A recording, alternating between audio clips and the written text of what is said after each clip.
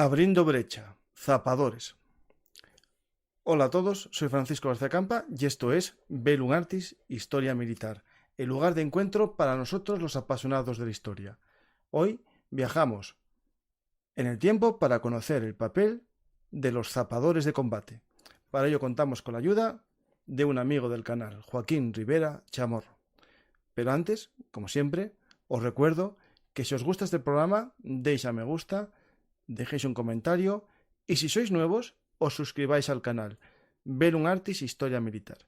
Y también, os lo recuerdo, tengo otro canal llamado Bellum Artis Actualidad Militar y Geopolítica, donde os pondréis al día no de la historia, sino del presente y del futuro.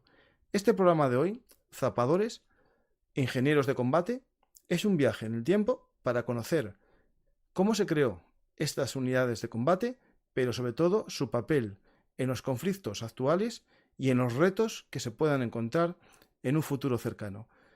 Para ello contamos con la ayuda de un experto en seguridad y también, como no, en el tema de ingeniería militar. Seguro que muchos de vosotros lo conoceréis, o su voz por lo menos os sonará, de un programa magnífico, un canal de YouTube mejor todavía, y de una serie de programas rumbo a la guerra civil o camino a la guerra civil, en el que nos pone al día de los difíciles años 20 y 30 de la historia de España. Hola Joaquín, ¿qué tal? Hola, ¿cómo estás? Encantado de estar aquí. ¿Cómo vas? Vamos a ir tirando, el verano no se apiada, entre que yo llegué justo y los problemas técnicos que tuvimos. Perdonad al público como siempre, os pido disculpas por el retraso en la conexión. Bueno, los que nos escuchan en diferido no hay problema porque les dará igual. Hola Joaquín, ¿qué tal? Bien, pues nada, vamos a hablar hoy de zapadores, de ingenieros, porque eso de ingeniería militar es una terminología que no se utiliza, al menos en la terminología militar. Uy, ahora se me cayó José María. Joaquín. Uy. Bueno, mientras tanto, seguimos aquí. Joaquín nos va a poner al día de lo que es el ingeniero de combate, no ingeniería militar, sino ingeniero de combate.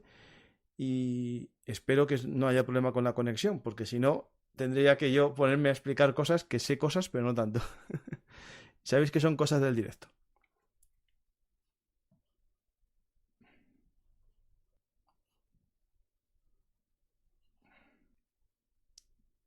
Se nos ha ido la conexión con Joaquín completamente.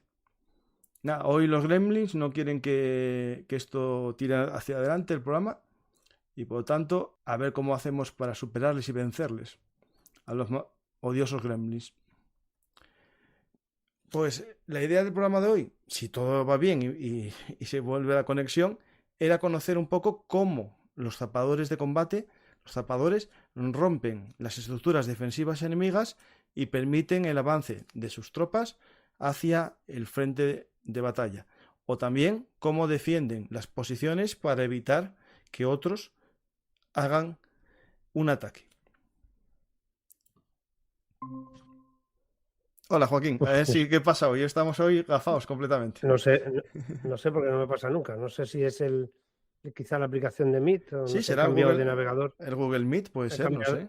claro, he cambiado de navegador a ver si hay más suerte ahora. Bueno, como te decía, perdón por esta nueva, por esta nueva desconexión, porque acabo de comprobar la red y tengo el internet a tope. No es un tema de internet, debe ser un tema de software. Bien, lo que te estábamos diciendo es que ingeniería militar no es un término que se utilice en la terminología militar española, del ejército español al menos. Sé que en algún país en Hispanoamérica sí que emplean esa terminología como ingeniería militar. Aquí se utiliza ingenieros militares, ¿no? Y dentro de los ingenieros, dentro del cuerpo del arma de ingenieros, están los zapadores. Además de estos, hay los ingenieros politécnicos, que sí que son eh, más facultativos. Ellos están especializados en dos ramas: en la rama de armamento y construcción y en la rama de armamento y material. La de construcción se dedica a las infraestructuras, la de material está más centrada en vehículos, y en armamento y en este tipo de cosas, ¿no? Esa es la diferencia básicamente entre ingenieros politécnicos y los ingenieros del arma de ingenieros, que es un arma, como tú has dicho, en Estados Unidos la nueva doctrina es combate, en la doctrina española es apoyo a combate, y antes también era combat support, ¿no? Que es apoyo en el combate, también la doctrina OTAN. Luego es una... cuando oímos el nombre de ingenieros, que viene de antaño, lógicamente lo asociamos a algo que no tiene tanto que ver con las labores que realizan los zapadores, que son las labores de ejecución muy expeditas porque se hacen normalmente muy próximos al enemigo y que no tienen nada que ver con las grandes obras de grandes infraestructuras militares como pueden ser, pues, no sé, por ejemplo, la extensión de vías de ferrocarril, etcétera, etcétera, que esto corresponde a los ingenieros, pero a los ingenieros que están más a retaguardia, que son los de especialidades. O sea, el arma de ingenieros hoy día se divide en especialidades y en zapadores. Y bueno, si quieres podemos empezar un poco con lo que es la historia, de dónde viene todo esto. Sí, porque esto podemos viajar a la antigua Roma y ya había dentro de las legiones los singularis, ¿no? Que ya tenían una especialidad dentro del ejército porque eran buenos en labores de trabajo, ¿no? Ingeniería o pico y palas. Efectivamente, ya las minas de Zapa, de hecho, vienen de ahí, vienen de la época romana, de cómo se desarrolla ese ingenio, porque al final ingenio viene de ingenio, por supuesto, para salvar las fortificaciones o para tratar de abrir brecha en las murallas, en murallas muy altas que había en esta época. Primero empezaron a ser de madera, después se hicieron pétreas. Como tú bien sabes, pues todo ese progreso, toda esa evolución, pues trajo consigo también el tener que desarrollar técnicas para poder, mediante un camino cubierto, que luego poco a poco se fue convirtiendo en una mina excavada bajo el terreno, llegar a la cimentación del castillo o de la fortificación y así poder abrir una brecha para que no hubiera que estar sitiando una zona, un castillo o una ciudad o lo que fuera durante muchos años, ¿no? Que era lo que solía pasar en la antigüedad. Después esto fue evolucionando. En la Edad Media, muchas veces se habla de la época oscura de la Edad Media, pero tú sabes que la Edad Media no fue tan oscura, ¿no? Como nos pretenden vender. Sí que es verdad que, dada la escasa demografía, las unidades militares no eran muy grandes y eran prácticamente pues, los hombres que podía reclutar un señor dentro de su villa o en el sistema feudal, sobre todo, que se da más en el norte de Europa que en España. En España quizás en la zona de los condados catalanes, pero no tanto en el resto. Y se continúa haciendo ese tipo de labor de mina o de mina de Zapa, ¿no? Si puedes poner la presentación. Sí, ya tengo el castillo aquí. Ay, porque no la veo yo. Vale, bueno, pues efectivamente, estás viendo ahora mismo el castillo, que sería la primera parte de el primer concepto, ¿no? Porque claro, los zapadores, los ingenieros, por un lado atacan a una fortificación, pero también son los que fabrican, y lo digo fabrican con obra de fábrica, ¿no? La obra de fábrica es en este caso la que utiliza mampostería, en el caso de los castillos, para emplear medios de protección. Luego, esas serían las tareas de protección, tareas de movilidad, que es favorecer o facilitar a la infantería el que pueda progresar, la infantería, la caballería, incluso la artillería a posteriori, las fuerzas propias, y la contramovilidad, que es evitar que las fuerzas enemigas se puedan mover. Esos serían los tres conceptos básicos: movilidad, contramovilidad y protección. El castillo sería protección, y si pasamos a la siguiente trazpa, ahí lo que vemos sería movilidad, que es el abrir una mina de Zapa. En este caso no es enterrada, es en superficie, está convenientemente protegida, y lo que se hace es abrir un paso para poder minar el dibujo no es muy bueno y no es muy gráfico, es uno que he encontrado en internet, como todos los dibujos de hoy, pues van a ser de fuentes abiertas, pero nos sirve para ver al menos cómo ese camino llega, un camino cubierto, llega hacia, efectivamente, se hace una galería, en este caso ya te digo que es en superficie, lo normal y después es que se hicieran enterradas, para llegar debajo de la cimentación, minar la cimentación y de esa manera poder abrir una brecha. No es el mejor sitio porque las brechas hay que abrirlas en la mitad de la muralla y no, por supuesto, en una torre, que se supone que va a ser mucho más complicado, ¿no? Y que probablemente ni siquiera te dé acceso para poder abrir una brecha y pasar, ¿no? Pero bueno, nos sirve más o menos para hacernos una idea. Posteriormente, cuando llega la artillería, lógicamente las murallas tienen que bajar porque el empleo de la artillería es capaz de abrir brecha mediante lanzamiento de proyectiles. En principio fueron incluso de piedra, después poco a poco fueron evolucionando hasta conseguir incluso pellas cargadas de pólvora para poder abrir brecha en esas murallas, a través de esas paredes. Luego hay que bajar la altura. En ese descenso de la altura también se inclina la muralla hacia adelante y aquí se va a crear lo que se llamó la fortificación abaluartada, que se hace en base a baluartes, es esa especie de salientes que se tiene de un pentágono, por ejemplo. La primera fortificación abaluartada es de base pentagonal, es de la escuela, además, le llaman de la escuela italiana, pero realmente en España fue de los primeros sitios donde se empezó a emplear, típica ya del siglo XVI, había empezado a finales del siglo XV, pero es fundamentalmente cuando se emplea de forma ya generalizada es el siglo XVI, son las típicas ciudadelas. En el caso de, no estoy viendo la transparencia, pero Sí, sí, imagino que estamos. tienes un Tú plano. sigue, yo voy más o menos ahí marcando. Vale. Sí, sí. Bueno, es la de Barcelona, la ciudad de Barcelona, que tenía la ciudadela, si te das cuenta, aunque luego te pueden contar mil historias con respecto a la ciudadela de Barcelona. Yo recuerdo una vez, y cuento una pequeña anécdota, visitando el Parlamento de la Justo ahí Generalitat. estaba. El guía que nos hablaba nos decía que habían montado una ciudadela, Jorge Próspero de Borbón, que es el ingeniero militar que diseñó la ciudadela de Barcelona, un ingeniero militar que además es el que va a crear el Real Cuerpo de Ingenieros del Ejército Español.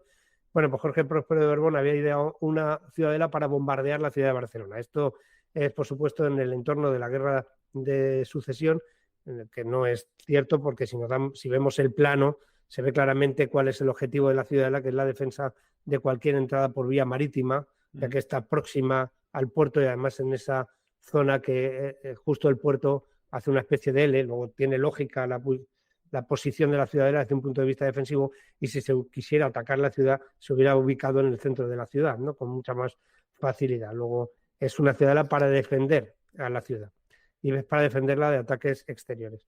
Bueno, pues estas fortificaciones, aquí es cuando se empiezan a elaborar también, se empiezan a hacer para poder atacar estas fortificaciones que realizaban los ingenieros militares. También los ingenieros militares del bando atacante empleaban las minas o las zapas.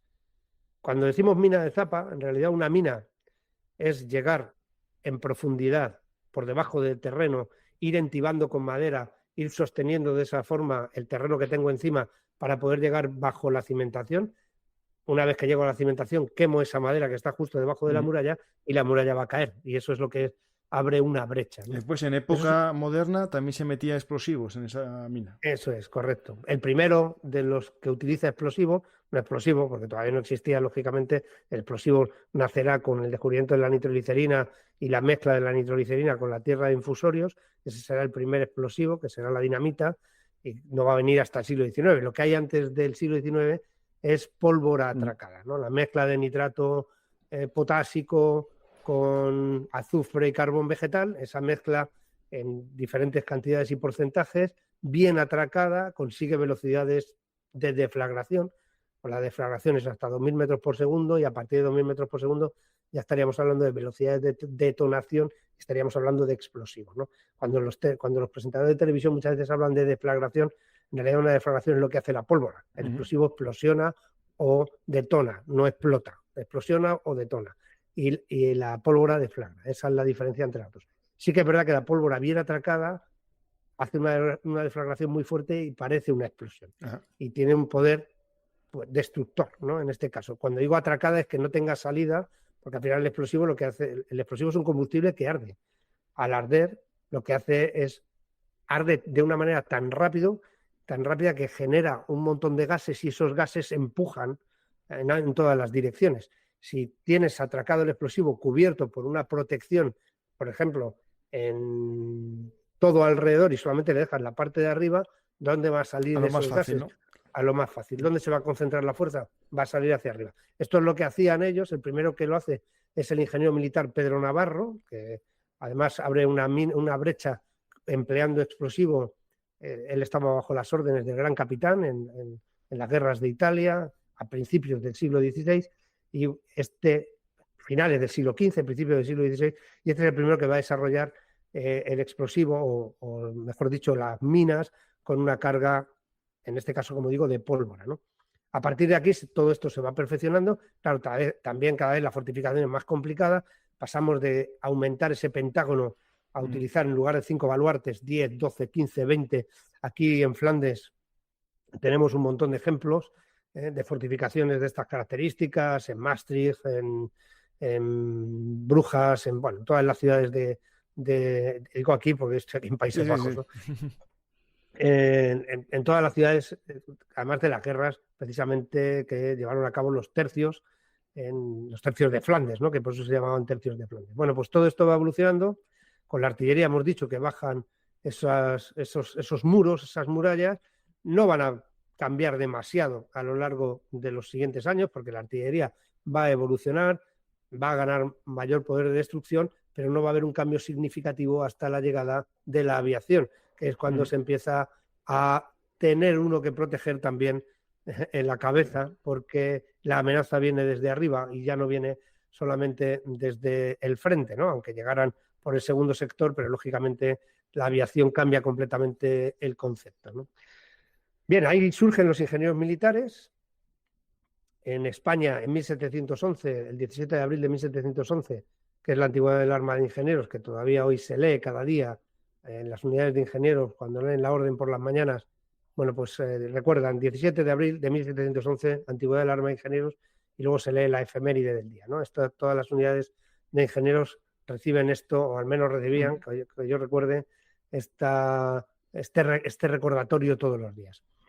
Jorge Próspero de Borbón es el primer ingeniero real, el primero que se hace cargo de ser el primero ante el rey, ¿no? Dentro de los ingenieros militares, pero solo va a haber un cuerpo de militares ingenieros, no peones. Los peones siguen siendo de infantería, ¿no?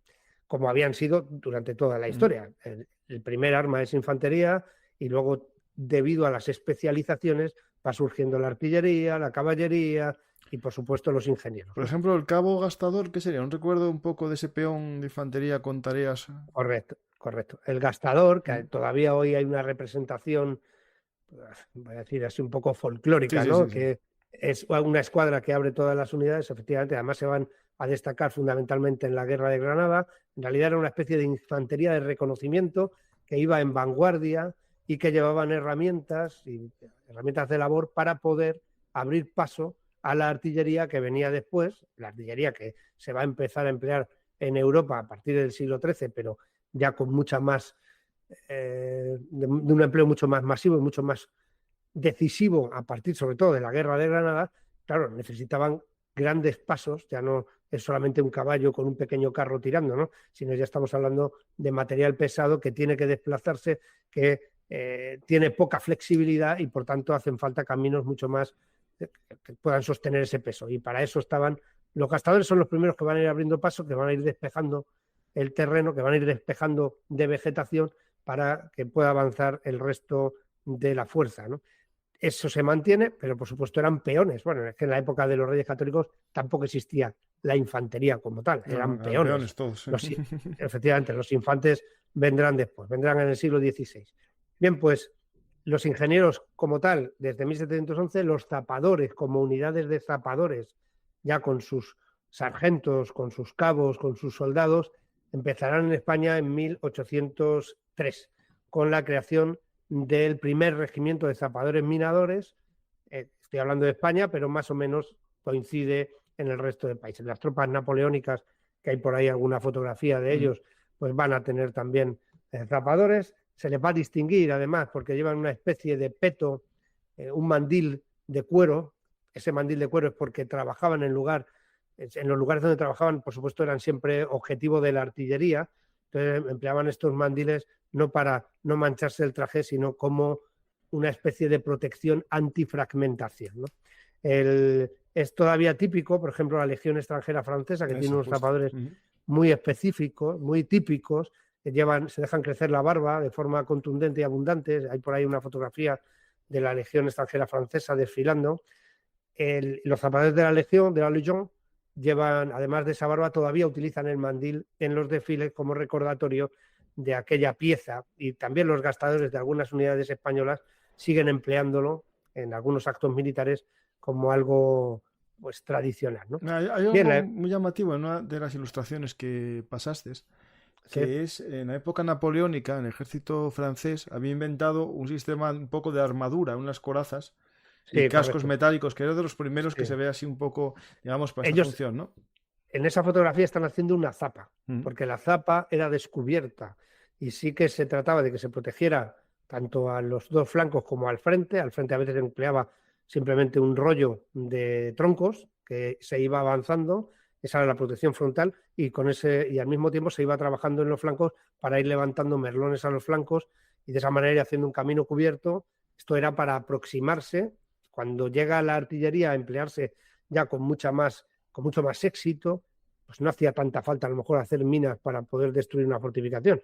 Lo que se pretendía era acercar las piezas de artillería para que tuvieran un buen tiro sobre la fortificación enemiga. Y esos caminos cubiertos tienen como objetivo sobre todo la aproximación de las piezas. Además de estas tropas francesas, verás que hay también ilustraciones de tropas españolas, el característico la característica casaca o frente de color morado, que es el color característico de los ingenieros militares españoles, que sus banderas, ya sabes que las banderas militares hasta la época prácticamente de Isabel II, cada regimiento, cada unidad regimental tiene una bandera con un color específico. En el caso de la infantería, la Cruz de San Andrés, en el caso de los zapadores, va a llevar además el fondo de color morado de la bandera, ¿no? Ese color morado es el característico y ahora se lleva en un pañuelo sobre el cuello y es la forma de identificarse o de diferenciarse el color rojo de la infantería, en fin, del color rojo y negro de la artillería. Y es pues es en recuerdo a aquellos estandartes y aquellas banderas coronelas de la época inicial de los regimientos de zapadores minadores. El regimiento, además, en 1808 ya participa activamente en la Guerra de la Independencia. Es el primer regimiento que marcha a pie, que se fuga de Alcalá de Henares, que es donde estaba ubicada tanto la Academia de Ingenieros como también el regimiento, y se marchan a tambor batiente, andando hasta Valencia para presentarse en contra de lo que estaba pasando en Madrid. Es la primera unidad, digamos, formada, no una iniciativa de dos oficiales, sino toda la unidad formada marcha hacia Valencia y allí se incorpora y se presenta al capitán general de Valencia para formar parte del levantamiento militar de los españoles contra el rey José Bonaparte, contra José I. Bueno, pues así vamos evolucionando. Ahí si ves también hay alguna fotografía de la Guerra de Sucesión norteamericana para ver un ejemplo también de esas zapas que hemos hablado. Pues ahí viene el nombre de zapadores, la zapa tanto el nombre de zapadores como de algunas de las herramientas que utilizan los zapadores, la zapapala y el zapapico, que son herramientas de excavación muy pequeñas, portátiles, que se pueden llevar con mucha facilidad y que sirven para, pues para las primeras labores, para la primera protección, la más inmediata, cuando uno está muy próximo al enemigo.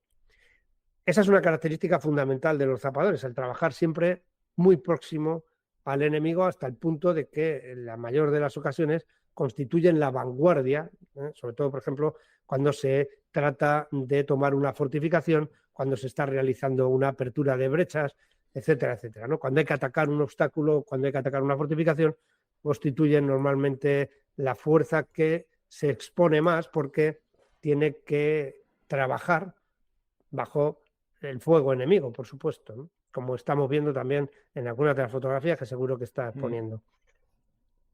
Aquí Ya a partir... en la Guerra de Secesión estadounidense, aparte del trabajo de trincheras, hay una gran, digamos, historia, ¿no? O hazaña, que fue esa mina inmensa que se hizo no me acuerdo en qué batalla, en Gettysburg, no, en Gettysburg no, que se ve en una película que estalla la mina y crea digamos, algo que fue perjudicial para los que la usaron, es decir, la emplea un bando para atacar, pero después caen sus propias tropas en la zanja, es una cosa...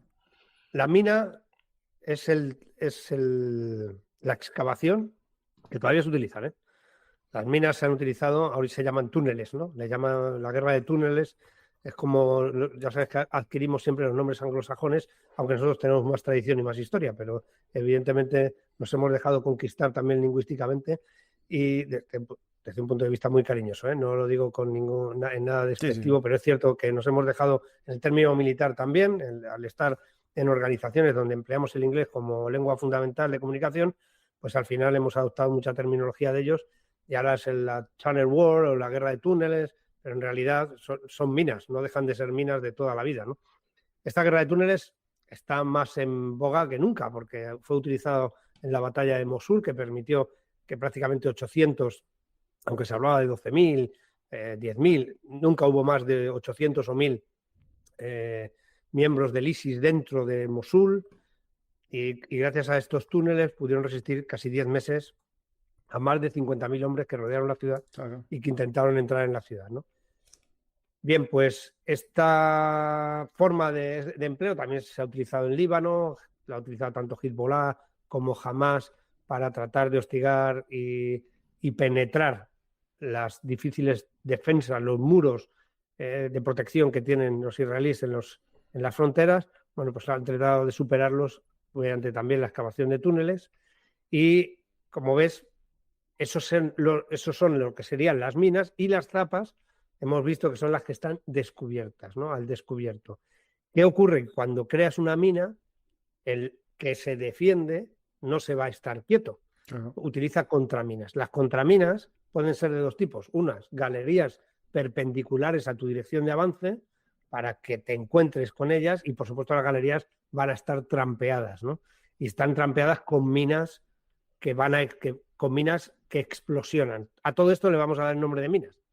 Otras veces, en lugar de hacer una excavación perpendicular, lo que se hace es que en los lugares donde uno estima es más vulnerable la cimentación, por supuesto esa es la que va a buscar el ingeniero militar, lo que van a hacer es colocar una especie de pozos y cargar esos pozos de pólvora, de tal manera que cuando convenientemente activados a distancia, mediante una mecha o mediante cualquier método mecánico entonces, porque lógicamente no existía la electricidad, cuando llegan estos a la zona de la contramina, incluso en superficie, se activa la contramina y eso es lo que pasa en Gettysburg, que hay una gran detonación y cae mucha gente dentro. Bueno, y claro,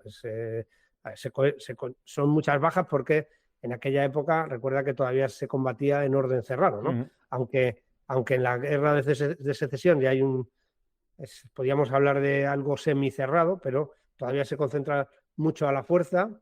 Sí, digamos que siguen con las opciones napoleónicas, pero las balas modernas, que claro... Efectivamente, es el cambio de... Sí.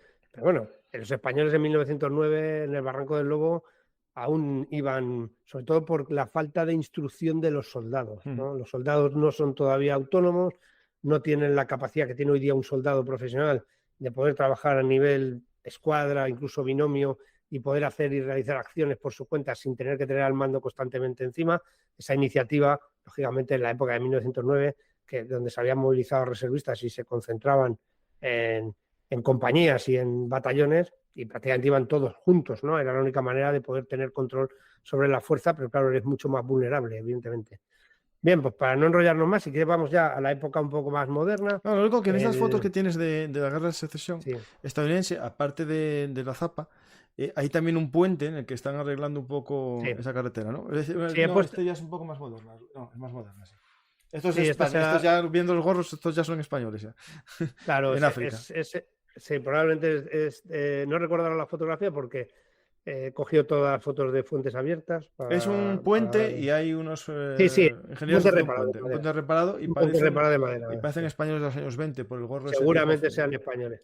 Si es de madera, seguramente. Estos puentes, aunque sean de madera, eran puentes reglamentarios y lógicamente servían pues para este tipo de reparaciones. Hoy día hay puentes que consiguen reparaciones de mucha más luz, hasta de 60, 70 metros. En el caso de puentes de apoyos fijos, o sea, cosas que hemos visto muchas veces.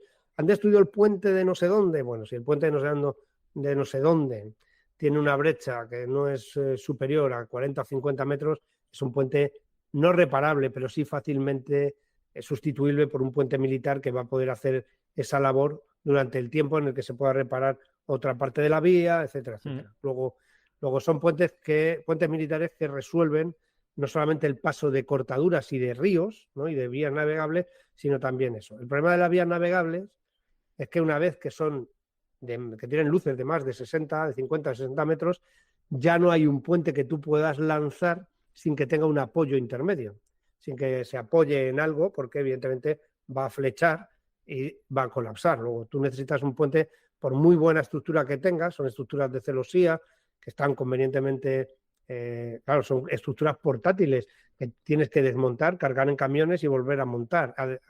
Luego tiene que ser algo más o menos flexible, ¿no? Entonces esos puentes, a más de 50 o 60 metros, que son las máximas luces que se pueden hacer sin unas pilas intermedias, van a colapsar. Luego se necesitan ya, cuando se pasa un curso de agua, puentes flotantes. O sea, son básicamente pontones sobre los cuales hay un tablero.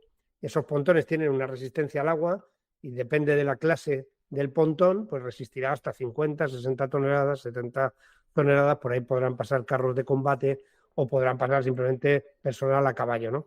Puentes de esas características se montaron en la Guerra Civil, en la Batalla del Ebro, Sí, sí. muchos de ellos además con pasarelas de personal, con puentes luego para vehículos, etcétera, etcétera. Luego es algo que se ha empleado muchas veces, también en la Segunda Guerra Mundial, se emplearon puentes sobre flotantes, además el desarrollo tecnológico de esos puentes avanzó muchísimo durante la guerra, por supuesto, como todo el mundo puede entender. Ya sabemos que las máximas tecnologías han venido, los máximos avances tecnológicos han venido precisamente en los conflictos, cuando hay necesidad imperiosa de evolucionar, en conflictos mundiales hablo, no en guerras de tipo regional o local. Y para eso también dentro de los zapadores están las unidades de pontoneros, ¿no? Entonces, ¿qué son los zapadores? ¿Qué misiones tienen los zapadores en un combate moderno, ¿no? Bueno, pues hay que separarlo un poco en dos partes. Lógicamente, los zapadores tienen unas características que les permiten ser empleados, tienen muchísima flexibilidad, les permite ser empleados en cualquier escenario, tanto en escenarios bélicos, de combate convencional, de guerra convencional pura y dura, como lo que estamos viendo ahora mismo en Ucrania, o combates de baja intensidad, de nivel híbrido asimétrico, como hemos tenido en Afganistán, en Irak, en cualquier escenario de esas características, o misiones de establecimiento de la paz, donde no hay más que pequeños incidentes, como puede ser Líbano, bueno, pequeños o grandes incidentes, sí, sí. ¿No? Pero, como puede ser Líbano, Mali o cualquier otra misión, donde las posibilidades de ser atacados van disminuyendo, ¿no? Y se hacen otras labores, incluso labores de apoyo a la población civil, de las que también se puede emplear a los zapadores, Misiones de castamentación, misiones de fortificación, misiones de contramovilidad, de apoyo a la movilidad. No hay un convoy que no lleve a un pelotón de zapadores delante, sobre todo si hay peligro de que se coloque un artefacto explosivo. Ese pelotón es el que se va a encargar de los reconocimientos de todos los puntos vulnerables o sensibles. Eso cuando hablamos de combate asimétrico o híbrido. Cuando hablamos de combate convencional, lógicamente los zapadores se van a encargar de abrir brecha en los obstáculos, en las obstrucciones.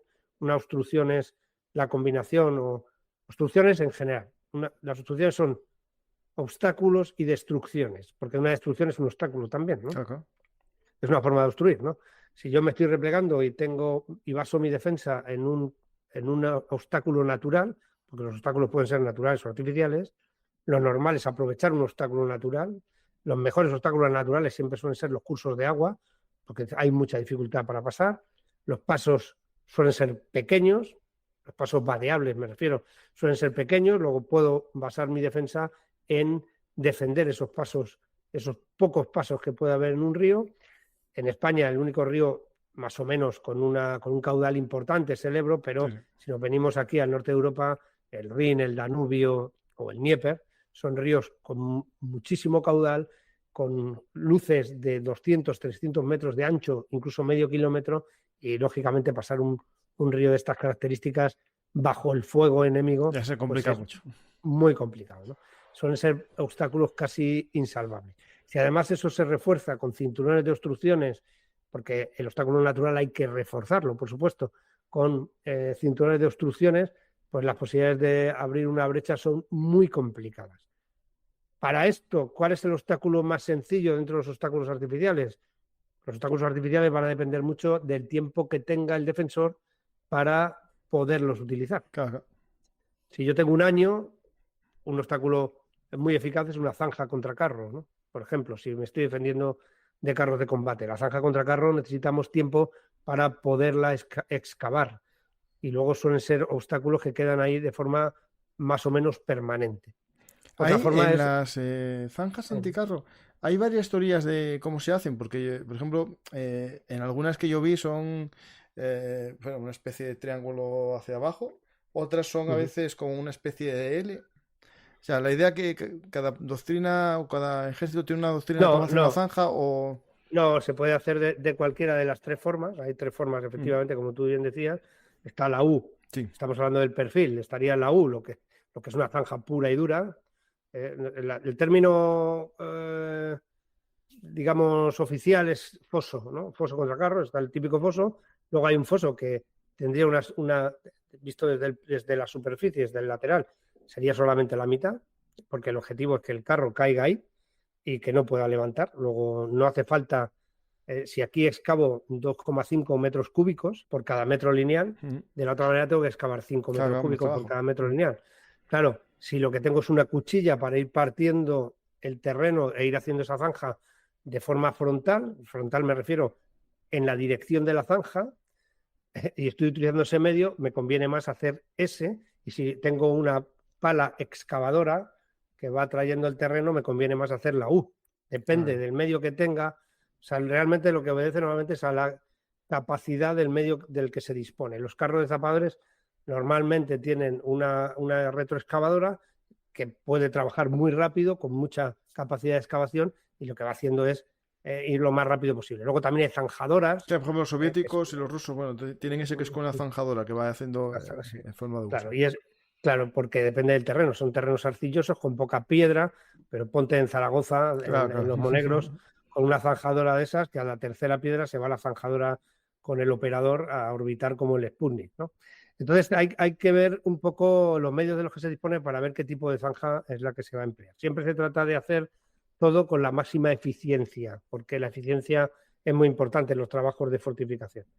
Otro método y otro medio, lógicamente, son las minas, ¿no? Las minas es un método sencillo, rápido, muy barato y que, aunque requiere logística, pero para su tendido no hace falta grandes medios ni grandes despliegues.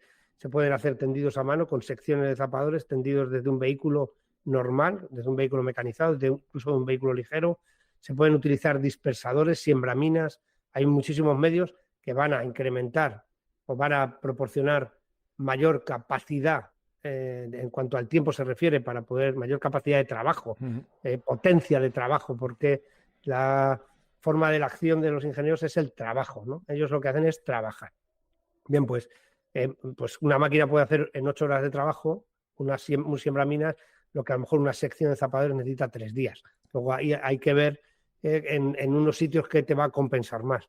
Lógicamente, el problema de las zanjadoras, perdón, de los siembraminas, es que la forma de enmascarar las minas no es tan perfecta como la puede hacer un zapador a mano. Depende de los sitios que se vayan a utilizar, depende de los lugares que se quieran fortificar o que se quieran proteger, ¿no? Aquí, Joaquín, Sí. bueno, en esta guerra actual de Ucrania se ven imágenes que nos sirven un poco para entender, ¿no?, todo esto. Hay lo que tú dices, dispersadores, que a veces son como unas máquinas que van lanzando como los discos, ¿no? De un poco para que nos hagamos la idea, van lanzando los discos. O hay incluso Estados Unidos creo que tiene hasta un sistema para lanzar desde helicópteros, o lo tuvo. No sé si lo tiene todavía. Lo tiene, y ¿no? Rusia también. También, ¿no? Sí, Rusia también, sí. Y después yo, claro, vi imágenes que a veces parecen un poco caseras, pero es lo que tú dices que se puede hacer, que es sentados en un camión, como los que ponen los conos, ¿no?, de las autopistas, que cuando están ahí poniendo conos sentados, van lanzando las minas, ¿no? Sí, a ver, eso, claro, cada uno va buscando un método en el que le permita ser lo más rápido posible. Pues ten en cuenta que yo sé que hay cierto cachondeo con esto del que tira las minas desde el camión, ¿no? Si miras ahí en la posición, habrá unos esquemas que son de un FM americano, pero que reflejan un poco la doctrina de tendido de minas soviética, antigua, por supuesto, hablo de los años 70 u 80. Es un sketch muy burdo, ¿no? Hay uno que es anti-tank mines y el otro que es anti-personal. Bien, pues el de anti-tank, ahí se ven como 4 filas. Pues básicamente lo que se colocan son filas. el tío que los está tirando desde el camión lo que está haciendo es dispersarlas para que los que vienen andando después y la van a colocar y enterrar las tengan lo más próximo posible a su lugar de Ah, no las ubicación. dejan ya puestas más o menos así. No, claro, Ah, claro, vale, claro. vale. Claro, lo que hacen es repartirlas, ¿no? Porque luego vienen detrás andando, estos que vienen detrás las van colocando en su sitio con la distancia de 3, 4 metros, la distancia que tengas marcado en cada fila, y ahí ya la van a enterrar. Luego lo que se hace es distribuir. Lo más lógico es, por supuesto, utilizar una rampa de un vehículo mecanizado, por ejemplo, que está muy cerca del suelo y un hombre tumbado boca abajo las puede ir depositando y prácticamente luego no hay que moverlas, ¿no? Si pones algo pesado con una cuerda y la distancia a la que quieres hacerlo, por ejemplo, 4 metros, cada vez con un saco terrero, imagínate un saco terrero lleno de algo, no hace falta que sea tierra para no ir desparramándolo por ahí, lleno de algo pesado. Cuando ese saco terrero pasa por una mina, coloco otra. Cuando pasa por la siguiente mina, coloco otra. Y de esa manera estoy haciéndolo Claro. manteniendo una distancia, ¿no? Con un hombre tumbado boca abajo. Bueno, pues en ese caso no tienen saco. También hay que ver un poco la instrucción que tienen ahora mismo las tropas rusas que se están reclutando nuevas y, bueno, pues están utilizándolo de esa manera. Pero es perfectamente... O sea, no es tan cómico. Tiene cierta lógica, aunque es un poco cutre, pero tiene cierta lógica. Y no estallan, digamos, las minas cuando se tiran así. Porque cuando las lanza con dispersadores, claro, yo cuando los lanza con dispersadores, la pregunta que me viene a mí, que soy un esto ni idea, claro, tú las lanzas, tienen que caer en la posición correcta, ¿no? O tienen las dos posiciones correctas, porque claro, eso. Todas las posiciones son correctas. Vale, Ahora vamos a ver. Es que es una pena, no puedo ver la presentación. No, pero bueno, tú me dime, más o menos busco yo. Sí, bueno, verás, la primera foto que hay minas, se ven un montón de minas contra personas. Sí. Vale. ¿La tienes puesta? Ahora voy, sí. Ahí está. Bien, ahí se ve un montón de minas contra personas. Bien, pues esas minas son las que veis que tienen una especie de nervios, que son nervadas, que son todas muy características, tienen una especie de ramas a los laterales, que son de color árido y de color verde. Esas minas son de fabricación italiana. Los más, tecnológicamente hablando, los más evolucionados en la construcción de minas fueron los italianos y los rusos. Los italianos firmaron Ottawa, como el resto de los países de la Unión Europea, no de la OTAN, pues Estados Unidos no firmó. Ya sabéis que el Tratado de Ottawa de 1997 prohíbe la fabricación, proliferación, empleo de minas contrapersonal, que minas que puede hacer activar una víctima y que esa víctima pueda ser dañada durante su activación. Eso es una mina contrapersonal. Entonces, estas que estáis viendo son minas contrapersonales. Son todo normalmente minas de presión. Esas minas no son dispersables. Las que son nervadas son dispersables. Esas minas se pueden lanzar desde un helicóptero o desde un dispersaminas. Las italianas hablo. Por eso tienen esos nervios. Porque si lanzo una mina de plástico, que son muy baratas de fabricar, desde un helicóptero y no tienen esas características, al caer al suelo probablemente se rompan. Claro. Entonces, tienen eso para fortalecer. Claro, las minas son de plástico para ser indetectables. Las minas modernas son de plástico. No se pueden detectar con un detector de metales normal. Aunque las leyes y usos de la guerra marcan 0,7 gramos como mínimo para que se puedan detectar de alguna manera con los detectores de metales, con la tecnología que hay de pulsos electromagnéticos o de onda sinusoidal continua, que son las tecnologías que hay de detectores, la mayoría de ellas no tienen nada. O sea, prácticamente no tienen metal. Luego son casi indetectables, ¿no? Bueno, pues se lanzan todas estas. Y alguno me dirá, bueno, y si se dispersan y se lanzan por ahí, claro, yo las veo, las puedo coger con la mano. No, porque un tanto por ciento de ellas son antirremoción. Tienen la misma forma exterior que una mina de presión normal. Una mina de presión es, yo la piso y explosiona, ¿no? Hay un plato de presión dentro de esa mina y cuando yo lo piso, pues por ejemplo, las italianas tienen una especie de sistema de aire comprimido, de tal manera que no, si hay una detonación o yo le doy un golpe muy fuerte, no va a explosionar, pero si yo la piso progresivamente, como es una pisada normal, explosionará. Vale. No solamente las contrapersonales, también las contracarros funcionan así, ¿eh? Entonces, por eso tienen una alta tecnología, dentro de que son baratas, de plástico, materiales no muy complejos, pero tecnológicamente es todo neumático y mecánico, pero tecnológicamente están bastante avanzadas. Luego hay un modelo de cada una de ellas, que es el modelo antirremoción, que es un sistema, en realidad es un circuito electrónico con una cantidad de explosivo también, y cuando yo la muevo, pues es como cuando muevo un juguete que tiene un dispositivo que suena una música, por ejemplo, ¿no? Pues esto es igual, lo único que activa un detonador y el detonador un explosivo, y entonces ¿esto para qué se hace? Contra los zapadores. Claro. Lógicamente los zapadores saben que un tanto por ciento de las minas que van a ver en el terreno son antirremoción. Luego las otras minas que ves ahí son minas rusas.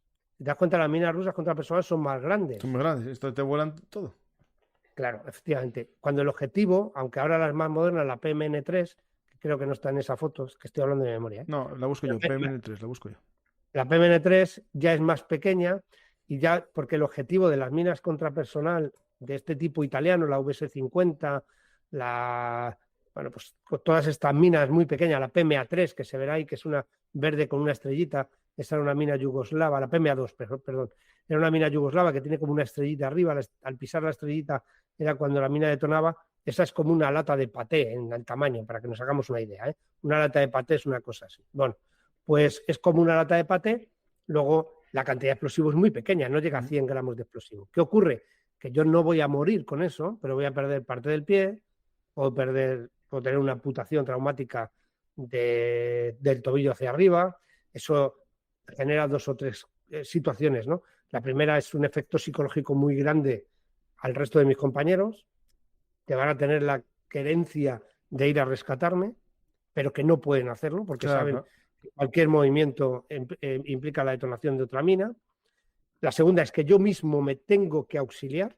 Para eso cada soldado lleva su torniquete y sus primeros auxilios en el bolsillo, y todo el mundo tiene que llevarlo en el mismo bolsillo para que en caso de que pierda la conciencia y alguien pueda llegar hacia él, sepa dónde tiene su torniquete. Bien, pues todo ese proceso necesita mucha instrucción y psicológicamente es muy duro. Es muy duro ver a alguien que le falta media pierna y que está consciente normalmente y que no podrá ir a auxiliarle, y que sea él el que tenga que hacerse toda la labor, porque el que va a llegar, el auxilio, va a tardar mucho tiempo en llegar, porque va a tener que reconocer centímetro a centímetro cada terreno que tiene delante hasta que pueda llegar ahí. Porque las minas son algo psicológicamente muy, muy impactante. Luego, por otra parte, claro, si en una mina ha caído alguien y fallece en ese momento, no tiene una repercusión logística inmediata, no tiene un desgaste médico, porque esa baja no se puede recuperar, luego simplemente habrá que esperar a que venga el pelotón de tumbas, que es así como se llama, y se lo lleven, pero un herido o una amputación no es recuperable para volver a entrar en servicio, pero sí que requiere cuidados médicos, tratamientos a muy largo plazo, luego un sistema de salud que tiene que soportarlo. Luego, desde un punto de vista estratégico, haces más daño, sí. Aparte de terrible, por supuesto, pero hace mucho más daño con pequeñas cantidades de explosivos. Luego, en las minas contrapersonal, como vemos, tienen ese objetivo. Por eso, además, y porque las minas quedaban latentes durante muchísimo tiempo, porque si son de efecto mecánico y no tienen los sistemas antirremoción, las pilas se agotan y en 6 meses, un año, el tiempo que sea, las minas se mueren, ¿no? Pero lo peor de los sistemas antirremoción es que tienen el doble sistema, antirremoción y de presión. Y luego las minas de presión pueden estar ahí décadas, que el explosivo siempre, siempre, siempre es muy estable y va a permanecer durante mucho tiempo. Las primeras minas de estas características, hay una en esa fotografía general, que es la PMD6, estoy hablando todo de memoria. Sí, una alargada rectangular, ¿no? Claro, esa alargada rectangular era de madera. La envuelta era de madera, al principio eran todas metálicas, luego se empezaron a construir de madera precisamente para los detectores, porque la madera no se detecta, pero claro, la madera se pudre y la mina, si quiero montar una posición defensiva a largo plazo, por ejemplo, un frente estable que puede durar 1 año o 2 años, no me puedo arriesgar a que las minas hagan polvo. Luego hay que emplear minas de plástico. El plástico es un gran material y el plástico no se empleaba en la Segunda Guerra Mundial. Ha sido algo más o menos novedoso. La primera gran guerra de minas, donde ya se emplearon minas de forma masiva, minas modernas, aparte de las guerras en Afganistán, etcétera, etcétera, pero con frentes de batalla en combate convencional, fue precisamente la guerra de Bosnia en los años 90, ¿no? Y ahora, por supuesto, en Ucrania, donde estamos viendo el efecto tremendo que tiene el tener un obstáculo en el borde anterior de la zona principal de defensa con mucha densidad de minas, que es capaz de detener a sistemas tecnológicos muy avanzados, a medios de apertura de brechas muy avanzados, porque las minas en densidades grandes y con campos de minas de mucha profundidad siguen siendo muy difíciles de pasar, ¿no? Y sobre todo bajo fuego enemigo, claro. Claro, bueno, es que una apertura de brechas siempre es bajo fuego enemigo. Es una de las operaciones militares más complejas porque todo el mundo tiene que apoyar a esos zapadores que van a dirigirse hacia el campo de minas. Necesitas muchísimo reconocimiento de perfección, de saber exactamente dónde empieza y dónde acaba, porque si no está señalizado dónde empieza ese campo de minas y dónde termina en profundidad, cuándo tengo que dejar de emplear los métodos de apertura de brecha. Luego los rodillos, los arados, todo eso no son medios de apertura de brecha, esos son medios de verificación o son medios de protección del primer vehículo que marcha a vanguardia, que lleva esos medios para protegerse a sí mismo de la primera mina que se coloca, ¿no? Porque normalmente después de una o dos detonaciones, el arado o el rodillo hay que desecharlo, no se puede seguir utilizando, ¿no? Entonces, los únicos medios de verdad fiables, bueno, pues son las mangueras explosivas, que son, por ahí he puesto alguna foto, creo que era las mangueras explosivas, como la Miklik, la manguera norteamericana. Los soviéticos tienen otra similar, en fin, bueno, soviéticos. Cuando digo soviético me refiero a la tecnología soviética, ¿no? Porque de la tecnología soviética beben muchísimos países. Países del tercer mundo, países también en Europa, en los países más orientales, aunque ahora con el avance de la OTAN, bueno, pues el material se ha ido más o menos modernizando, pero todavía mantienen mucho material de aquella época. Estas minas, estas mangueras, lo que hacen es, bueno, pues lanzar una cantidad muy grande de explosivo que va en una manguera más o menos grande, y crea unas brechas de 4 metros de ancho que permiten el paso de vehículos, ¿no? Después de abrir la brecha, depende del tipo de terreno, claro, ahí lo que queda es una zanja, ¿no? Porque el explosivo va a hacer una zanja. En la siguiente fotografía hay una detonación y se ve el tamaño de la explosión con un carro de combate que hay en el fondo. No sé si lo estáis viendo ahora. Sí, lo están viendo, sí. Están viendo claro, la grúa, el sistema, y ahora va la explosión, y ya la vieron ya. Claro, ¿cómo se lanza la manguera? La manguera lleva un cohete, porque claro, es tan pesada que no se podría lanzar de otra manera, ¿no? Tiene un cohete, el cohete la va a extender 100 metros, normalmente tiene unos 100 metros de largo, se le da fuego y esa detonación va a abrir esa brecha de 4 metros. Es una detonación brutal, o sea, que va a hacer vibrar el terreno en muchos metros a la redonda. Esa detonación también va a dejar el terreno, si sobre todo es un terreno embarrado, si es un terreno blando, lo va a dejar muy inestable, con lo cual los vehículos pueden quedar ahí enfangados también, ¿eh? Luego haría falta algún método de verificación posterior en el momento que sea posible, como una pala de un vehículo de zapadores, un carro de zapadores, para que pueda pasar la pala y dejar el camino esa brecha, en las mejores circunstancias posibles. Por supuesto, durante toda esa operación, imagínate el apoyo, porque ponte en el medio de la nada, que es donde suelen estar los obstáculos, donde no se puede uno proteger, te tienes que plantar allí. En este caso, la manguera pesada va con un vehículo mecanizado. Hay otros casos que los zapadores van a cuerpo, ¿no? A colocar una pértiga, simplemente, ¿no? Una pértiga es se llaman los torpedos Bangalore, el Bangalore torpedo en inglés, que es una barra de 1 metro, se van acoplando, puedes acoplar hasta 5 metros de trilita, que sirve sobre todo para romper alambrada o para abrir pequeñas brechas en campos de minas contrapersonal. También hay mangueras contrapersonal que se llevan a la espalda en 2 mochilas, que pesan unos 20 kilos, se unen esas 2 mangueras, que es la manguera israelí, por ejemplo, que utilizan las Fuerzas Armadas Españolas, y abres brechas de 50 metros de largo en campos de minas contrapersonal, porque el pasillo que te permite es para que pase una persona corriendo, ¿no? Todo eso se hace porque el que monta una obstrucción o un obstáculo lo está defendiendo. El obstáculo se monta siempre, o sea, una guerra no se gana dejando minas, ¿no? Se gana dejando minas y cubriendo esas minas. Claro. De tal manera que el que se para es batido por el fuego. Si el que se para no es batido por el fuego, el obstáculo no es un obstáculo efectivo, ¿no? Es la combinación de armas y obstáculo la que garantiza o la que proporciona el éxito en la defensa, ¿no? Que es más fácil siempre defenderse que atacar, lógicamente, cuando se dispone de medios sobre todo, ¿no? Claro, esta, por ejemplo, esta Bangalore, que parece moderna, ¿no? Esto ya se usaba en la Segunda Guerra Mundial. En Totalmente. Normandía se limpiaban ya así las Claro, lámparas. en la película El día más Se largo, ve. creo recordar, Mm. sale unos zapadores intentando abrir una brecha en una alambrada, efectivamente. Bien, otros obstáculos contra personal, alambrada, obstáculos contra carros, erizos. eh, Alguien me llevaba el otro día dientes de dragón, que le llaman, que no dejan de ser Mm. tetraedros, hechos con hormigón. Todo esto, lógicamente, requiere muchísimo más tiempo, ¿no? Lo más fácil es colocar minas. Las minas dan también la ventaja de que no son visibles, luego no sabe uno exactamente dónde empieza el obstáculo, mientras que si se colocan tetraedros, pues se sabe perfectamente dónde está, ¿no? La ubicación. Sin embargo, las minas no se puede saber ni siquiera desde el aire, ¿no? Ni siquiera empleando drones, solamente cuando se están instalando, pero lógicamente uno no tiene la visibilidad cuando se están instalando porque no has iniciado todavía tus operaciones ofensivas que te aproximen al Claro, obstáculo. claro. Luego requieren un reconocimiento muy exhaustivo para conocer todos los detalles posibles y ver qué medios de apertura se pueden emplear. Cuando hay mucha densidad, mucha profundidad, ha habido mucho tiempo de preparación, lógicamente abrir las brechas es muy complicado, ¿no?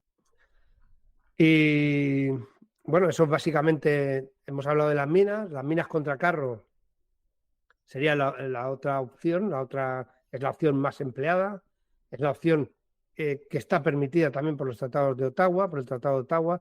Rusia y Ucrania no firmaron Ottawa, Ujú. esto es importante. Luego pueden emplear minas contra personal, pueden emplear submuniciones. Las submuniciones contra personal se consideran minas contra personal, pero ellos pueden emplear submuniciones porque Tampoco sean firmaron contra el personal. de, tampoco firmaron Porque el no, de racimo, tampoco. correcto. Entonces no tienen ningún tipo Mm. eh, porque al final una mina dispersable, las minas también se pueden lanzar. Ahí dentro de la foto de las minas hay una que parece una botella de plástico, que es una mina dispersable contra carro. Las minas contra carro también se han ido reduciendo. Antes pesaban 15 kilos. Por ejemplo, las M16 americana, la M14, todas estas pesaban, M14 no, la M15, creo recordar, pesaban como 15 kilos, eran unas bestias inmundas, y hoy día pues las minas se han reducido en peso y pesan 6, 7, hasta 3 kilos Ujú. incluso, y esta concretamente, la KTM, que es una mina dispersable, que es una mina alargada y cuyo único objetivo es romper una cadena, ¿no? Ya no busca destruir el carro, porque es muy difícil, los carros de combate modernos no se pueden destruir con cantidades de explosivos y están bien preparados para soportar la detonación, al menos la cámara de supervivencia y la Santa Bárbara, pero sí que puedes destruir la cadena, y destruir la cadena es un carro muerto, porque es Claro, un claro. carro que ha perdido su movilidad, luego está estático y es fácilmente batible por un misil contra carro, ¿no? Esa es una de los objetivos de esas minas dispersables. Las minas normales enterradas se utilizarán en un obstáculo de protección, en un obstáculo que yo voy a mantener vigilado durante mucho tiempo, que tengo mucho tiempo para preparar, y las otras minas, las dispersables, las diseminables, se utilizan eh, orientadas a la situación. Si me van a desbordar un flanco, si hay una zona que no tengo cubierta, porque no, lógicamente no puedes defender toda una línea de 2.000 Ujú. kilómetros, por poner un ejemplo, tienes que elegir los lugares que puedes defender, y si hay una zona más fácilmente, más complicada en cuanto a movilidad, pues la puedes dejar pendiente, planeada para ser minada, por ejemplo, con métodos de estas características. Se mina de forma muy rápida, empleando medios de dispersar minas, incluso se pueden lanzar cohetes, se pueden lanzar proyectiles de artillería o hasta bombas de aviación que se abren y que expanden estos sistemas contra carro o contra personal. Son cosas muy a tener en cuenta, porque como estamos viendo hoy día en la guerra moderna, las obstrucciones están volviendo a crear ambientes, situaciones parecidas a las que creó la artillería Sí, sí. en la Primera Guerra Mundial. La artillería en la Primera Guerra Mundial dejó los frentes completamente estáticos, y cuando había tiempo para fortificarse y prepararse, la imposibilidad casi de romper el frente, ¿no? Durante muchos años se mantuvieron estos frentes estáticos en batallas donde perdían la vida miles y miles de hombres sin posibilidad alguna de ganar 2 kilómetros de terreno con un esfuerzo descomunal. Y hoy día, con los obstáculos, pues se está consiguiendo, con ese uso masivo de obstáculos, estamos viendo que se genera una situación parecida o similar, ¿no? Luego ya podríamos entrar en detalles o en debates de el combate en zona urbanizada, que también se puede minar, que también se puede obstruir. El combate en zona urbanizada es el combate más difícil porque es donde se igualan los contrincantes, donde se igualan las fuerzas que están en conflicto, ya que la tecnología deja de carecer empieza a carecer de importancia, las distancias se reducen, luego al final es el armamento ligero y la pericia del hombre y lógicamente sí, se pueden emplear robots, se pueden emplear pequeños drones, pero la ventaja no es tan contundente en cuanto a la que tiene el atacante, por supuesto, porque el defensor ha tenido tiempo de prepararse, ¿no? Y ha tenido tiempo de protegerse. Hace poco, hablando de robots, Sí. en un programa que hiciste con Jordi Yasser, comentabas un poco, incluso que en el caso del lanzamiento de las mangueras, ¿no? Se podría hacer con vehículos a distancia, ¿no? Es decir, ya España con un vehículo, no sé si con un Ascot, General Dynamics está ya usándolo a distancia, ¿no? Pues puede que en un tiempo, no, bueno, no puede. El Castor, me comentaron que ya tiene ese kit, que tú, el ejército, le puede comprar un kit para manejarlo a distancia el vehículo de zapadores, porque lo vi yo recientemente y tengo un vídeo que lo tengo que montar un poco explicándolo con un responsable de Santa Bárbara Sistemas, ¿no? El Castor es un vehículo claramente de estos de zapadores que tiene todas las posibilidades que permite la ciencia, ¿no? Pero al final siempre va a caer alguno, es decir, aunque tenga todas las protecciones, ¿no?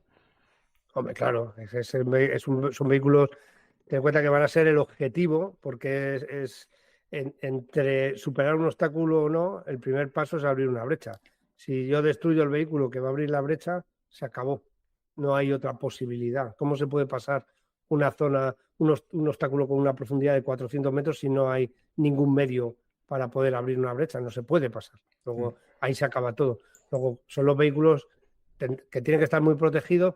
El Castor en este caso es similar, por ejemplo, el Kodiak, ¿no? He puesto ahí alguna foto del Kodiak, que es el carro de combate de zapadores en base al Leopard, que en principio parecía que España se había interesado por él también, ahora ya se ha ido hacia esta tecnología, hacia el Castor, que yo todavía no conozco, solamente he visto fotografías, pero bueno, que me parece una opción interesante y necesaria, porque lógicamente los vehículos de zapadores, el problema de los vehículos de zapadores es que quieres poner muchísimas capacidades en un solo cacharro, ¿no? Claro, claro. Entonces, quieres poner capacidades que te ayuden a poner minas, capacidades que te ayuden a abrir brechas, capacidades que te ayuden a excavar fosos contra carro, que también te ayuden a tener una pala para poder aplanar el terreno, para poder remover obstáculos en superficie, bueno, en fin, quieres poner tantas cosas y que lance también pequeñas estacas de visualización, que tenga, bueno, pues... Bueno, eso lo consiguieron, un sistema muy bueno, ese de las estacas de visualización. Sí, es lo que se llaman, bueno, pues para señalizarla, porque claro, una vez que abres brecha, tienes que señalizar al que viene atrás por dónde tiene que pasar, ¿no? Entonces, todas estas piquetas de señalización pues, se emplean con este tipo de sistemas, normalmente las van clavando directamente para que no tengas que exponer a mucha gente. Ese es el problema, que los zapadores no son los que más bajas tienen dentro de todas las armas, porque son muy pocos, pero sí en tanto por ciento, normalmente en las guerras son los que más bajas tienen, porque están muy expuestos, ¿no? No hay posibilidad de defensa, ellos están trabajando, por ejemplo, en el puente de Arnhem, en la película, se ve en la película, pero que yo lo tengo aquí muy cerquita, aquí en Arnhem, en la ciudad muy próxima, donde saltaron los paracaidistas británicos y también los paracaidistas norteamericanos de las dos divisiones aerotransportadas que tuvieron que cruzar los puentes, destruyeron algunos de los puentes porque es lo primero que se hace, lógicamente, al replegarse, destruir un puente que va a demorar mucho el tiempo de poder pasar, simplemente como una acción retardadora, puede ser como defensa, pero también, si no tengo posibilidad de defensa, como una acción retardadora, ¿no? Voy a ganar tiempo, si no puedo ganar terreno, puedo ganar tiempo de esta manera y protegerme o preparar la defensa en otro sitio donde tengan más garantías de éxito. Bien, pues en esa maniobra retardadora hubo que montar un puente Bailey y los hombres montaron el puente Bailey bajo el fuego, que es un puente complejo de montar y es un puente que nosotros llamamos, o que en zapadores se llama logístico, porque se monta en lugares seguros, donde ya se tienen ganadas las dos orillas, ¿no? Y si lo montaron todavía recibiendo disparos, ¿no? Por ejemplo, pues imagínate la cantidad de bajas que se puede tener haciendo cosas así. En la guerra del Rif, los bloqueados los construían los zapadores o preparaban la fortificación, eran los primeros que llegaban con todo a cuerpo, ¿no? Los bloqueos que he puesto ahí, 2 fotografías, una de un bloqueo los bloqueos se empezaron a utilizar en el siglo XIX, se utilizaron mucho en Cuba y también se utilizaron mucho en la guerra del Rif, pues estaban por todas partes dentro de la comandancia, las 2 comandancias generales, tanto la de Almería como la de Ceuta, y luego hemos utilizado en Afganistán posiciones en altura parecidas a esos bloqueos, ¿no? Muy Los parecido, la verdad famosos, que sí.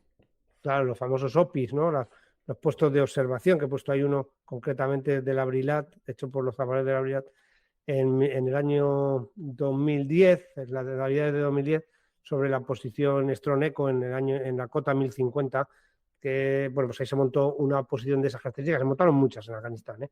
Y se ocupaban para vigilar precisamente las rutas, ¿no? Porque ahí el peligro venía por las rutas.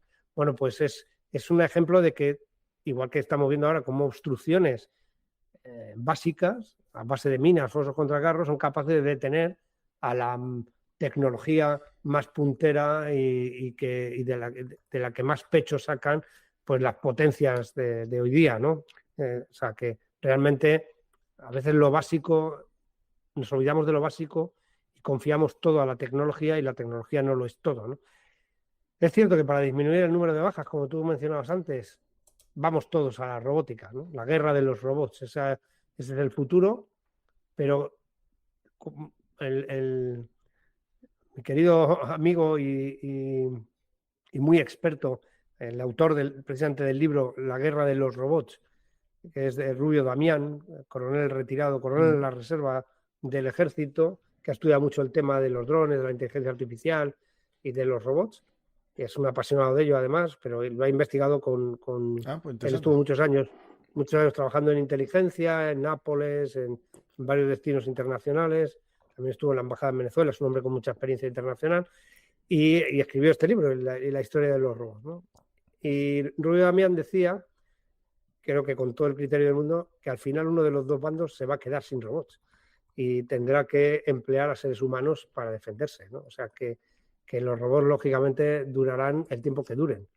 Pero sí, lógicamente yo creo que vamos a eso, ¿no? Vamos a la automatización y a el empleo de medios a distancia.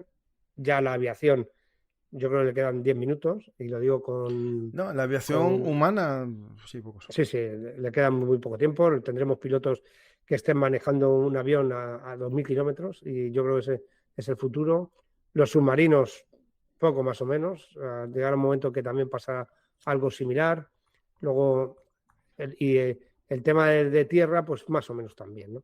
El uso de drones cada vez será más amplio, los drones cada vez cobrarán más importancia, perderán también un poco, claro, porque no es lo mismo construir un caza que vale una millonada, con la tecnología dron, poco a poco irán avanzando, habrá drones más grandes, capaces de llevar más carga de material y mucho más grandes, que podremos utilizar en mucha más cantidad, mucho más baratos y que van a ser determinantes, yo creo, en el futuro, ¿no? Ese es el futuro un poco de cómo van a ir las cosas, ¿no? Es difícil siempre de predecir, pero todo apunta a que la tecnología de los teléfonos móviles o de los ordenadores evolucionó de forma muy rápida y, sin embargo, los coches siguen más o menos como estaban, aunque ahora tengamos motores eléctricos. Y yo creo que el momento ahora es el momento de los drones, ¿no? Y de la robótica y de la inteligencia artificial. Solo hay que ir al ChatGPT y ponerle que te escriba un ensayo de 800 palabras en Swahili y te lo escribe, ¿no? Otra cosa es que de bien o mal. No, claro, bueno, pero está... Pero va. No. Yo uso... Está en pañales, y para corregirte un texto, si escribes un libro hoy día, no digo para que no para que te corrija el libro, pero sí para... voy a darle un repaso a ver si me localiza algún signo de puntuación que me he olvidado, si me he cometido, no digo faltas de ortografía, pero alguna falta en el estilo, y sí que, bueno, te da consejos y se puede utilizar. Luego quiere decir que la inteligencia artificial va evolucionando de forma muy rápida. Ahora acuérdate de los teléfonos móviles al principio, que eran un maletón así, ¿no? Y que duraba la batería media hora y llamar por teléfono, y la batería era enorme, duraba solo media hora, pesadísimo, y llamar por teléfono era casi imposible porque no había red. Y hoy, fíjate cómo estamos, ¿no? Pero después se vuelven a los clásicos, Joaquín. Ahora Nokia está vendiendo muchos Nokia sencillitos porque dura más la batería. Bueno, sí, vale. Pero bueno, pero yo estoy contigo, no, yo estoy contigo Estamos en la evolución. en que esto no tiene fin. O sea, esto no va a ser una moda de 2 días. Y yo hice un programa ya hace tiempo con Guillermo Pulido, con Willy Pulido, sobre la guerra multidominio y mosaico. Y yo coincido en que la plataforma humana será muy escasa y si va a combate irá acompañado de una colmena de drones que le darán escolta, es decir, Claro. lo más seguro. Pero lo más seguro que tampoco, que vaya directamente el hombre pilotándolo. Y puede que a mí me da mucho miedo, porque eso de Skynet y Terminator y tal, que incluso no sean ni dirigidos por los hombres, les establezca No, un no, objetivo claro. y el objetivo lo hagan ellos sin que nadie esté por ahí.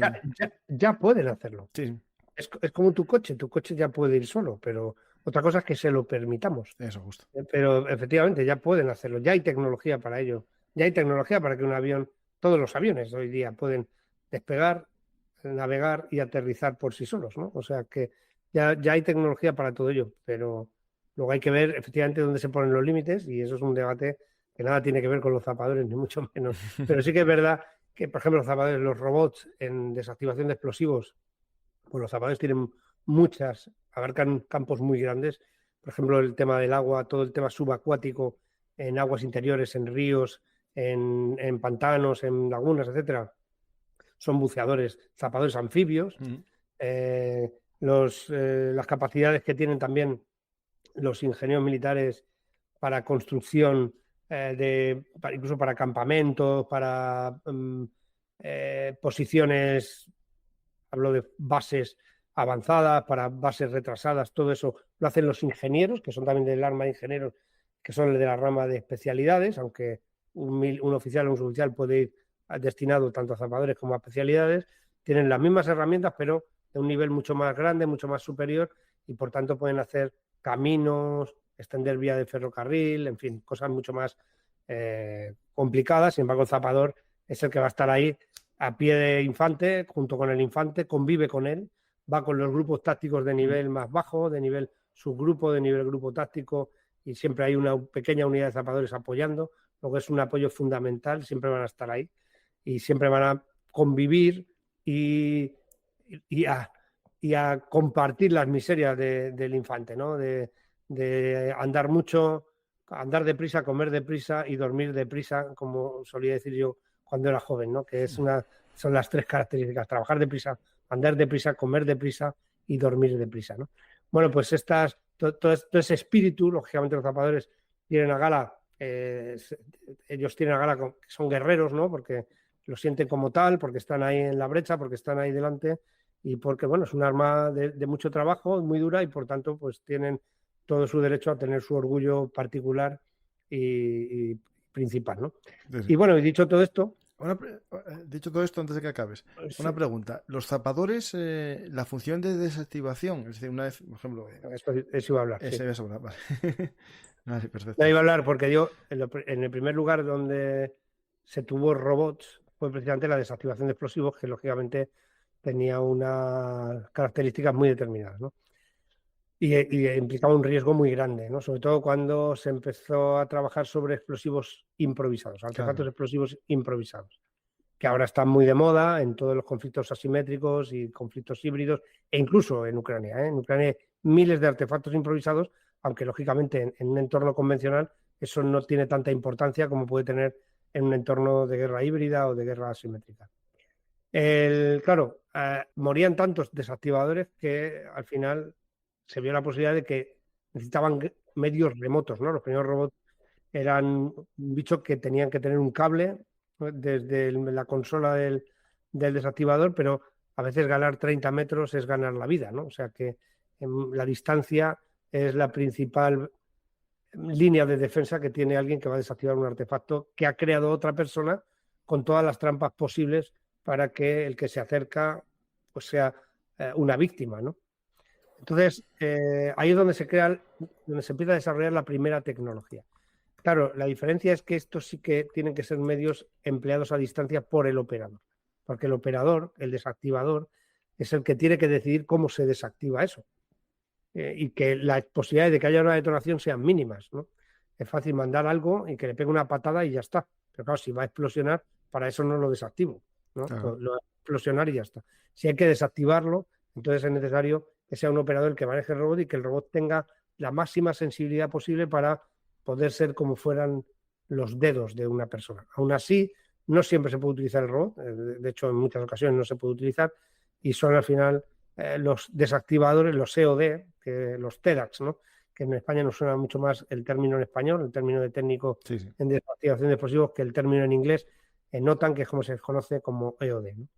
Pero ten en cuenta que un EOD, por ejemplo, en Afganistán, podía tener en 6 meses más incidentes que un equipo de la Guardia Civil en toda su vida. No, sin duda ninguna. Sí, sí, claro. Entonces, eso también ha creado una cierta camaradería interagencias, de la manera que puedes ver EODs del ejército colaborando y con EODs de la policía, con TEDAS de la Policía Nacional, de la Guardia Civil, de los Mossos de Escuadra, intercambiando información y bueno, pues intentando crecer, porque aquí toda la información que se tenga siempre es poca y toda la capacidad que se tenga siempre es poca, ¿no?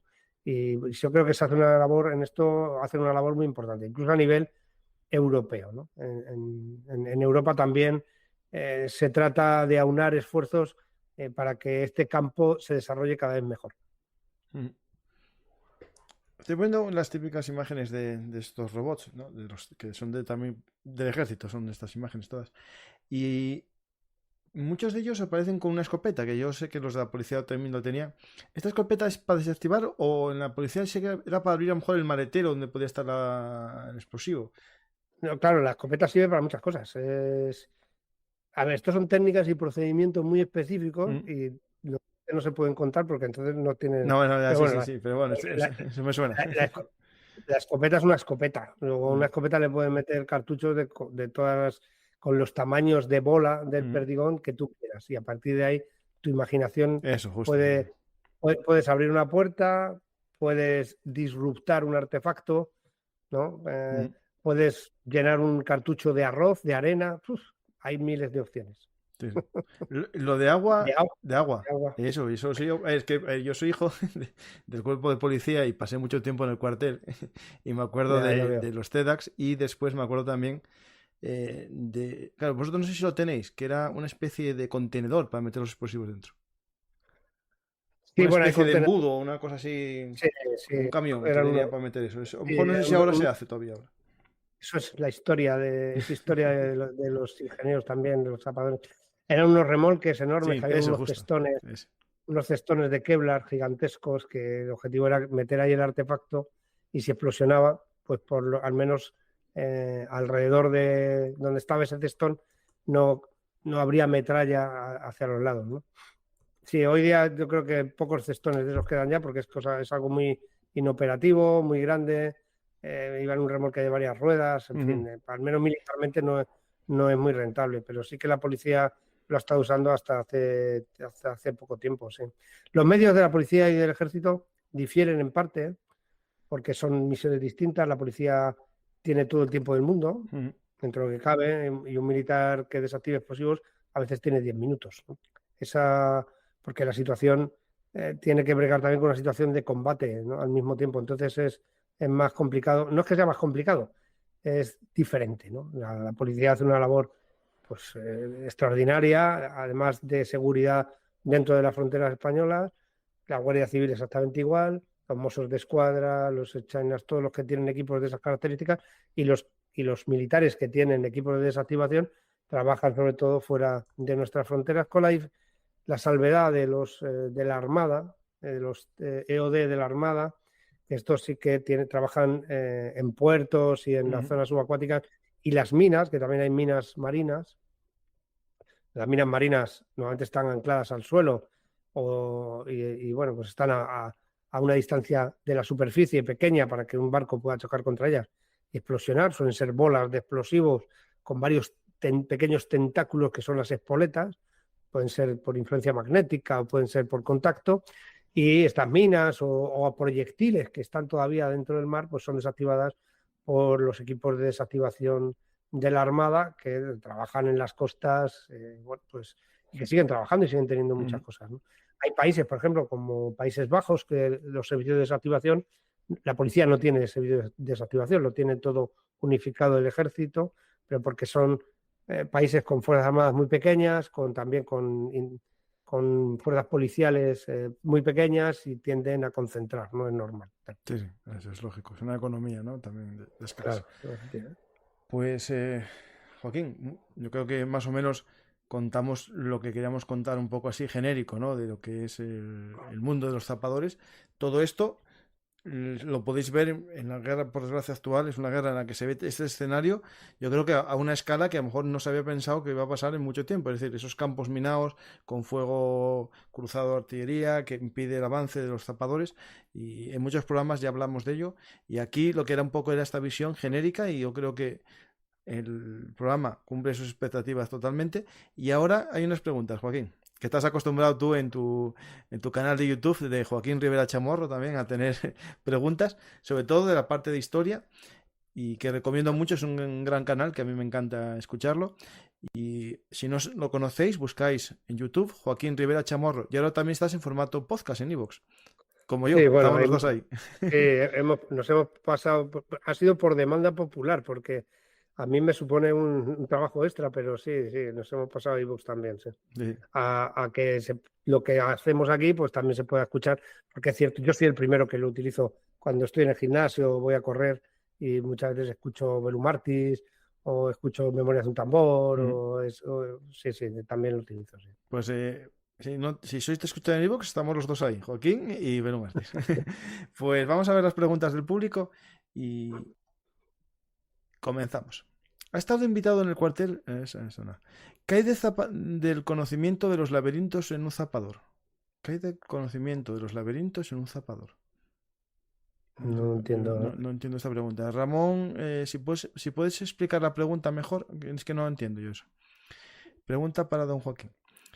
¿Cómo están de llenas los caminos de minas antipersonal las actuales repúblicas del Báltico? No sé tampoco. No vamos a hablar. En las actuales repúblicas del Báltico. Sí, no sé. Se refiere, bueno, las repúblicas bálticas son Estonia, Letonia y Lituania, ¿no? Los caminos de las repúblicas bálticas, dentro de ellos entiendo que no tendrán problemas. Me imagino que en las fronteras que tienen probablemente haya minas, probablemente, pero no lo sé seguro porque Pero he trabajado estas minas alguna vez son con de antes, ¿no? Claro, sí. Bueno, claro, vaya, ya sé por dónde va la pregunta. Sí, vamos a ver. Remanentes de guerra, que se llaman a todo el material que queda después de un conflicto bélico, ¿no? Para que ustedes hagan una idea, de la Segunda Guerra Mundial y de la Primera Guerra Mundial todavía se desactivan todos los días proyectiles de artillería, bombas de aviación, proyectiles con carga química de hiperita, de cloro, todavía se siguen desactivando de la Primera Guerra Mundial, porque eso sigue estando estable, el explosivo dura mucho tiempo, los contenedores son contenedores metálicos que a pesar de que se van oxidando y corroyendo, tienen grosores muy importantes, luego no va a llegar al explosivo para inalterarlo y el explosivo dura mucho tiempo. Con lo cual, proyectiles que tienen más de 100 años siguen explosionando, ¿no? Entonces hay que desactivarlos y hay servicios en Bélgica, en Países Bajos, en Francia, por supuesto en las repúblicas bálticas. Es verdad que en todos estos sitios, a lo mejor se referían un poco a la pregunta más que a las repúblicas bálticas, aquí a este área, pues en las Ardenas, que yo conozco que está ahí en Elsenborn, ahí en Bélgica, y todavía les aparecen muchísimos artefactos, ¿no? El Benelux trabaja muy en unión. El batallón de desactivación de explosivos belga está constantemente trabajando en desactivación. La unidad de aquí de Países Bajos también. Es una tarea que realizan a diario, ¿eh? Es que tienen cosas a diario. En Italia pasa exactamente lo mismo, claro, porque está la Segunda Guerra Mundial, todavía quedan muchos remanentes de guerra. Incluso todavía quedan muchos remanentes de guerra de la Guerra Civil Española y todavía se siguen desactivando artefactos de la Guerra Civil Española. Eso es, en todos los sitios donde ha habido combates necesitamos décadas y décadas y décadas. En cuanto a las minas, claro, las zonas minadas en la Segunda Guerra Mundial no fueron tan grandes.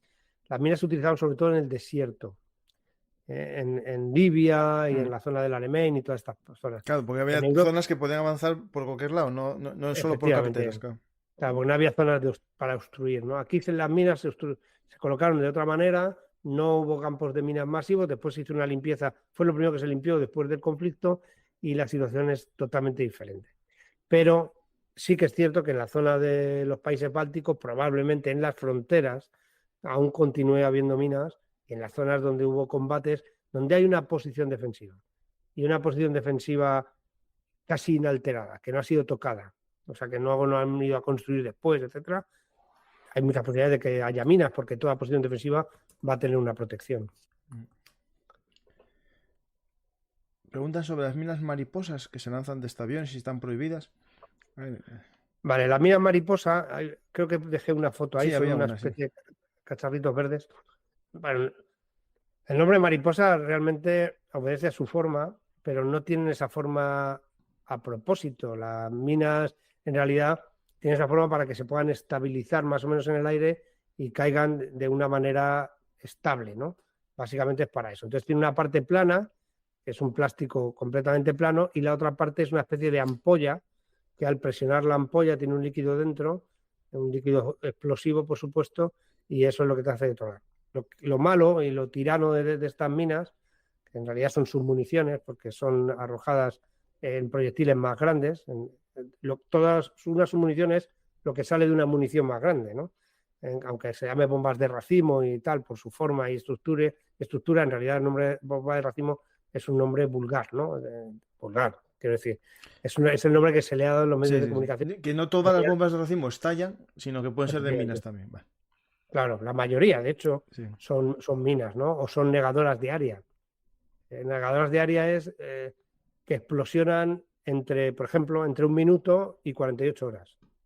Entonces, te riegas una pista de aterrizaje de eso y a ver quién es el EOD que entra allí a desactivar esos pequeños cacharritos, ¿no? Sí, porque no sabes Bueno, cuándo pues, va a estallar tampoco. efectivamente. Entonces, eso se llama negadoras de área, que buscan negar pues una pista de aterrizaje, un helipuerto, lo que sea, ¿no?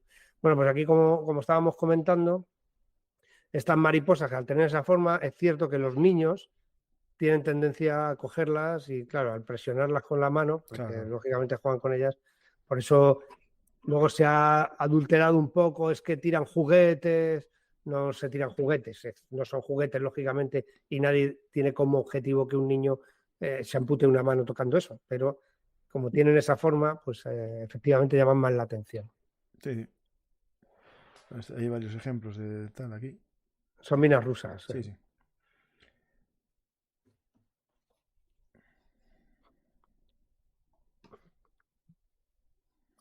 Se han existido minas con forma y colores de piedras. Bueno, más que minas había artefactos Eso. improvisados. Efectivamente hubo artefactos improvisados que empezaron a ver en Irak, que se hacían con poliestileno, ya saben, esa especie de espuma que pueden echar en las casas para los huecos que quedan en las persianas y tal.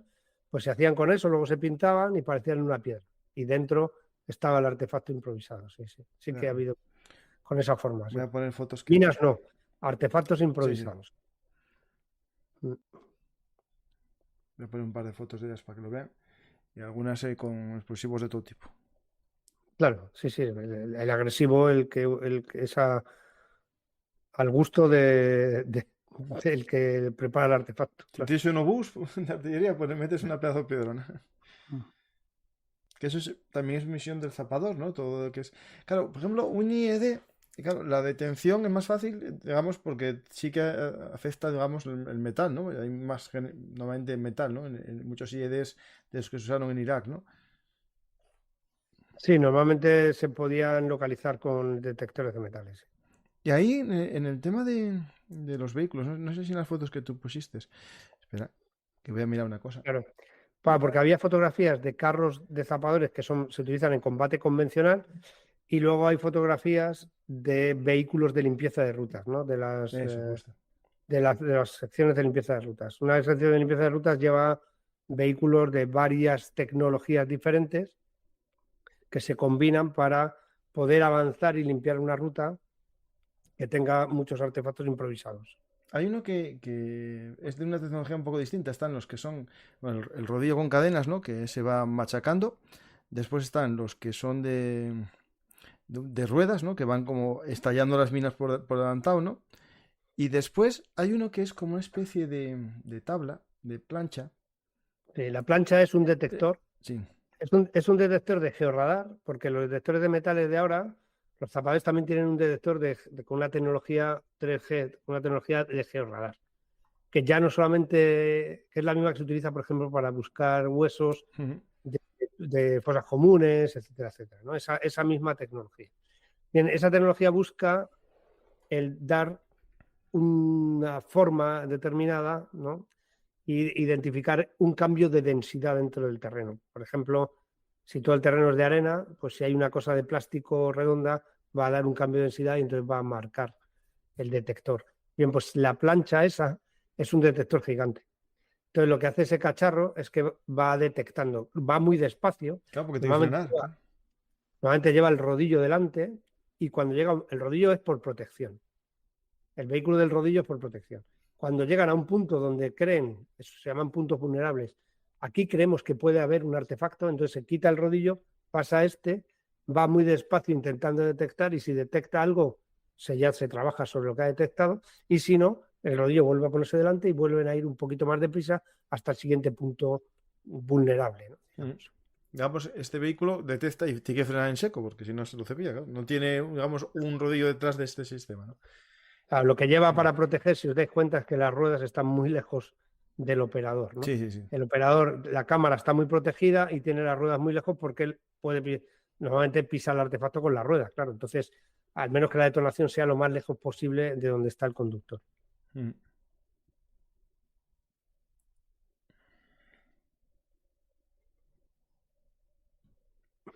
Felicidades por traer a Joaquín. Pregunta, si en su época se hizo una gran campaña contra las minas antipersonal, ¿por qué no se está haciendo lo mismo con las bombas de racimo? Bueno, se hizo. ¿No? Están muchos países que firmaron que no a la bomba de racimo, ¿no? A ver, yo creo que es que son dos cosas diferentes, ¿no? Las bombas de racimo, como se llaman, o bombas cluster, las hay de muchas Mm. características. Igual, la mina contrapersonal, como definición, es una mina contra una persona. Y como definición también se lo va a activar la víctima. Una mina Claymore no es una mina, es un arma, porque la activa el que está defendiéndose. Mm. Si a la mina Claymore le pongo un cable y le activa a la víctima, eso es una mina contra personas. Esa es la diferencia. Mm. Si la va a activar la propia víctima, ¿no? Entonces, si las submuniciones son submuniciones contra material o contra carro, que en realidad lo que lanzan son pequeñas cargas huecas estables por una cinta o por un Sí. pequeño paracaídas y buscan un vehículo y si no encuentran el vehículo, caerán ahí y se autodestruirán, Mm. por ejemplo. ¿Qué tiene de malo o qué tiene de malo en bueno, que tiene de malo? Lo que antes son armas, todas las armas son malas, ¿no? Partiendo de eso, pero ¿qué tiene de diferencia con un cohete o con un proyectil de artillería?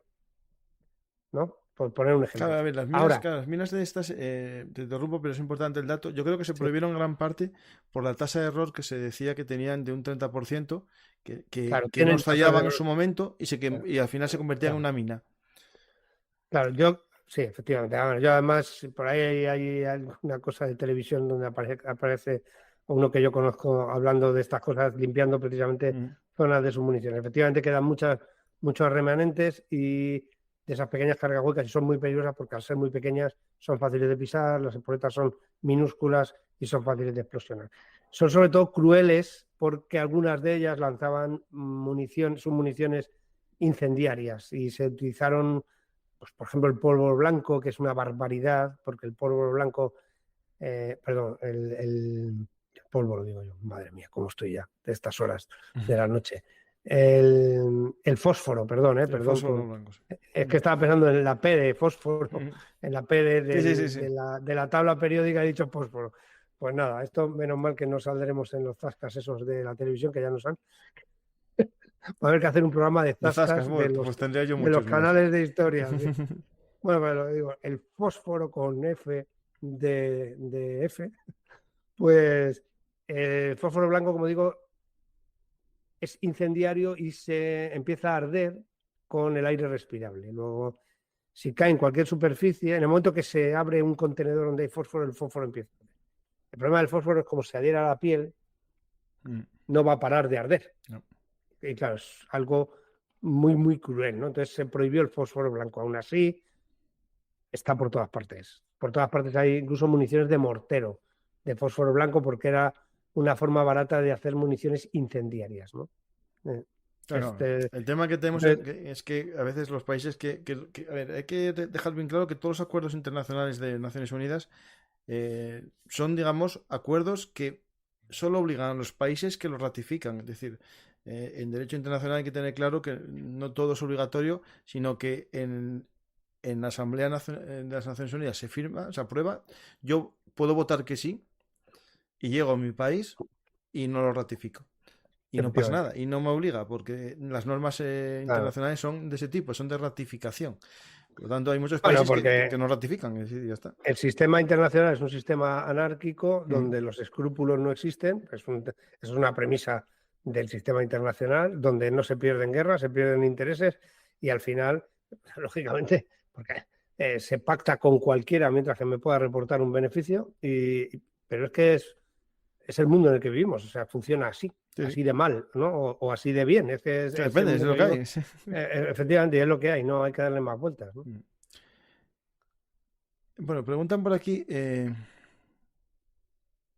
No, la doctrina de combate CQB en trincheras es impartida a los zapadores. No sé exactamente qué es esa técnica. Yo no. Sí, CQB me imagino que será química biológica. ¿Cómo ha sido? No, ¿CQ? CQB. Es que por eso no es lo que. No, pero yo creo que es sí, es que me No, imagino pero que dice se trincheras, refiere. ¿no? Dicen trincheras, no. A Sí, ver, eso qué es. Vale, es bueno, la batalla. Espera, las batallas CQB. Esto es algo. Close Combat Battle, debe ser. vale, Close Combat Battle. Sí, bueno, es lo que hablamos del combate en Combate en población. espacios cerrados. Sí. Claro, el combate en población, que puede ser combate en túneles, que puede Mm, ser efectivamente combate en posiciones, ¿no? Dentro de las posiciones. El combate dentro de la posición es parecido a un combate en túneles o es parecido a un combate en población. De hecho, habrán visto ustedes multitud de vídeos. Lógicamente, el progresar dentro de una trinchera, como se le llama vulgarmente, dentro de un ramal, que están nuevamente quebrados, porque pues, se excavan quebrados precisamente los zapadores, ¿no? Una posición defensiva de pelotón la va a excavar el pelotón de infantería. No, el apoyo de zapadores es para obras de más entidad, para proteger un puesto de mando, para proteger un centro de transmisiones, un centro logístico, algo ya con mayor entidad, con mayor interés general, ¿no? Que un pelotón, porque no hay zapadores para poder trabajar en todas partes. Luego hay que centralizarlos en los sitios donde mayor necesidad se tiene, ¿no? Entonces, o que tengan un interés más general, ¿no? mm, Entonces, es cierto que la construcción de las trincheras, vamos a hablarlo ya en términos coloquiales, tiene esos zigzags precisamente para eso. Si alguien te entra en la trinchera o te entra en el ramal, que tenga que progresar por esos zigzags y se pueda encontrar, bueno, y no tenga fácil posibilidad de defenderse, de situarse en alguna zona, de si lanzan una granada de mano, pues que eso no sea un corredor y ya está, donde me disparan desde un punto a 40 metros y me puedan hacer blanco a mi pozo, ¿no? No, pues tiene que haber un recorrido mucho más corto y eso es combate efectivamente en zonas cerradas, tanto en población como en posiciones fortificadas, como en búnkers, dentro de búnkers, como en túneles, etcétera, etcétera. Sí, tiene toda la razón del mundo. Y claro, todo eso hay que defenderlo colocando obstrucciones que se puedan habilitar en el momento en el que alguien ha entrado dentro de ese espacio cerrado. mm. Preguntan una pregunta interesante, lo busqué y es muy interesante. ¿Os parecen útiles los vehículos de detección de minas terrestres tipo Puki, ampliamente utilizados durante la Guerra Civil de Rhodesia? ¿Podrían dronizarse? Es decir, el Puki, no sé si lo conoces, es un vehículo, tengo una imagen aquí. Parecido al Husky, ¿no? Sí, pero no, mucho más, más casero. Son cuatro Claro. ruedas, un asiento para una persona y justo debajo del asiento va el detector de Sí, mina. pero es como la tecnología es la del Eso, Husky, José, que sí, sí. es un detector de georradar. Yo creo que sí, que ese es el futuro probablemente, detectores de georradar muy precisos. ¿Qué pasa? Que, claro, la tecnología georradar está pensada para encontrar un cuerpo, ¿no?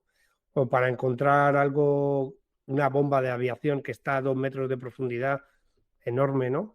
Pero claro, una cosa que es como una lata de paté sigue siendo muy complicado. O sea, bien para un artefacto explosivo improvisado que tiene una garrafa más o menos grande y que es más o menos fácil de detectar, pero una mina contrapersonal, al final, el único método efectivo es meter un bastón, una aguja, cada centímetro a centímetro, y es la única forma todavía efectiva de poder limpiar zonas de minas contra personas. Sí, digamos que sí, sí, que es una evolución de este. Pero al parecer debe ser que tenía como muy poca presión sobre los explosivos y no, como Claro, era muy poco peso que no estallaba. claro. A ver, por ejemplo, para entrar en un campo de minas donde ha caído un herido, los zapadores tienen una cosa que se llama simpáticamente zapatones, ¿no? Son los checkmate, que realmente es un flotador que se hincha, y que tiene varias capas, varias válvulas. ¿Cómo El es? ¿Cómo se flotador tiene escribe? Check. checkmate. Es de tecnología británica. Bueno, pues es básicamente ir apoyando en dos flotadores, y esos flotadores, de modo, tienen 6 u 8 cámaras de aire individuales, por si alguna de ellas se pincha, que no se pinche todo, y con eso puedes pasar encima de un huevo crudo, y no rompes el huevo. Lo que hace es repartir la presión. Como las minas normalmente explosionan entre 3 y 5 kilos de presión, necesitan entre 3 y 5 kilos para poder activarlas. Con eso lo que haces es repartir la presión y evitas el que es muy difícil andar con ellos, aunque se hacen muchas prácticas para rescatar a alguien de un campo de minas. Normalmente se coloca unos zapatones de estos, ¿no? Sí, sí, sí. Checkmate. En un trabajo tan delicado como es la preparación, ¿y cuánto tiempo se necesita para formar a un profesional? Es decir, más o menos en España, ¿cuál sería el entrenamiento para ser zapador? Me imagino, claro, primero el oficial que va a la academia militar y es ingeniero, y después hay una especialidad de zapadores, es decir, una escuela, una Sí, FP de claro. grado superior. Bueno, el soldado de zapadores entra al servicio activo con la ESO, creo que Mm, es lo mínimo que se pide para poder ingresar. Estoy hablando de memoria y de hace tiempo, ¿eh? De hace al menos, por lo menos 3 o 4 años. Pero bueno, pues, lo que tengo así en mente. Ingresa, tiene que estar 4 meses en el centro de formación militar, recibiendo primero una formación general y luego una formación específica. Después entra en la unidad hace una base, se llama IBZ normalmente, cuando va a una unidad de zapadores, hablo, ¿eh? Que es la instrucción básica del zapador. Eso es son otros 2 meses más, y después se integra en las unidades, dentro de los pelotones, las secciones, y las secciones están dentro de compañías. En esas, ahí va aprendiendo a base de estar con compañeros más veteranos, con cabos, con sargentos, con tenientes, capitanes, que les van, lógicamente, enseñando todos los días, hacen instrucción, tanto física como instrucción específica. Claro, el problema de Zapato es que abarca muchos campos, entonces la instrucción es siempre muy variada, ¿no? Y entrenan pues desde natación de combate, boga, en cuanto a lo que se refiere al agua, porque no todos son buceadores, pero sí todos deben tener instrucción de nadador, de poder ponerse un neopreno, unas aletas, y poder progresar a más o menos velocidad con estos medios, también bogando con IBS, algunos manejando incluso motores fuera a borda, en fin. mm. Luego también instrucción, por supuesto, de combate, instrucción de limpieza de zonas minadas, instrucción de fortificación. Es que la instrucción, como veis, es muy, muy variada y requiere mucho tiempo, pero es un tiempo que se aprende practicando, ¿no? Luego, por supuesto, los oficiales y los suboficiales tienen una formación más técnica, porque ellos tienen que diseñar, por ejemplo, esos bloqueos, o cómo hacer una excavación de un túnel, o bueno, pues todo eso lo diseñan, lógicamente lo proyectan los oficiales, y también en su medida los suboficiales, ¿no? O sea que ellos sí que tienen una formación, los oficiales normalmente de 5 años, los suboficiales de 3. Pues hay más preguntas, pero ya creo que para ti, Joaquín, es mala hora ya. No, si quieres meter una o dos, Vale, perfecto. aún estamos.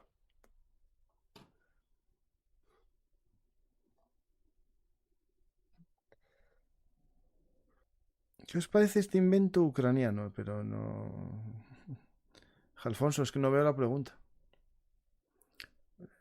No, nada, está nada. Es que. Explica qué invento aquí. ¿Os aparecen útiles vehículos? No entiendo la pregunta. Debe ser que hablaron en algún lado del Sí. invento. Que cuente Joaquín del cruce de los ingenieros egipcios del canal de Suez. Ostras. Bueno, yo sé que usaron las Bueno, mangueras ahí. Eso sí que. sí, bueno, eso fue, emplearon mangueras explosivas, cierto, para Y de pasar el agua canal de también, Suez. ¿no? Era, eso es, era un terraplén enorme, y hay una serie, la antigua serie Soldados, que es de los años 80, es una serie británica, donde habla de la infantería, la artillería, la caballería. Cada día dedica un espacio, o cada programa, mejor dicho, cada documental, son documentales de 1 hora aproximadamente, dedican un espacio a las diferentes armas, cuerpos, etcétera, ¿no? Y ahí salen además las imágenes de ese detalle que él comenta, porque no tenían manera de poder abrir una brecha. El problema es que era un terraplén de terreno removido, lo que era muy difícil el poder hacer un camino ahí para que pudieran pasar sus vehículos. Ellos tenían que cruzar el canal con medios acuáticos y no había manera para que los carros egipcios pudieran llegar al Sinaí, ¿no? Entonces, prueban con explosivo, con grandes cantidades de explosivo, a ver si eran capaces de que al final aquello del terraplén se hiciera una brecha y que a través de esa brecha los vehículos ya pudieran pasar. Y al final un teniente de ingenieros egipcio se le ocurre utilizar agua a presión. Entonces, claro, tenían toda el agua del mundo porque estaban en el canal. Claro. Entonces emplean el agua y con unas bombas generan un agua con tal nivel de presión que iba erosionando la rampa. Están ahí durante unas horas trabajando hasta que consiguen dejar un desnivel adecuado y con la suficiente...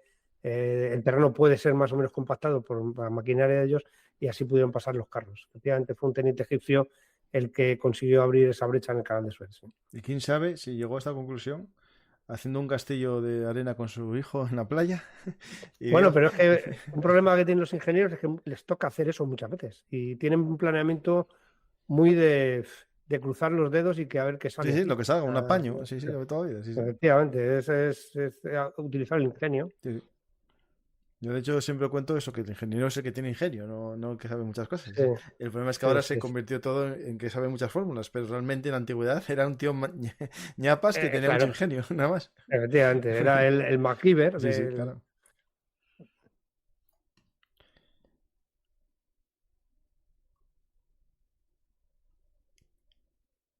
¿Qué perfil sería óptimo para personal antiminas? Es decir, dentro de los, claro, dentro de los hombres de una unidad, ¿no? O mujeres, ¿hay alguien específico para ser, no va cualquiera, ¿no? Es decir, no, es decir, ¿es más importante Bueno, a tener ver, las manos buenas o la sangre fría, por ejemplo?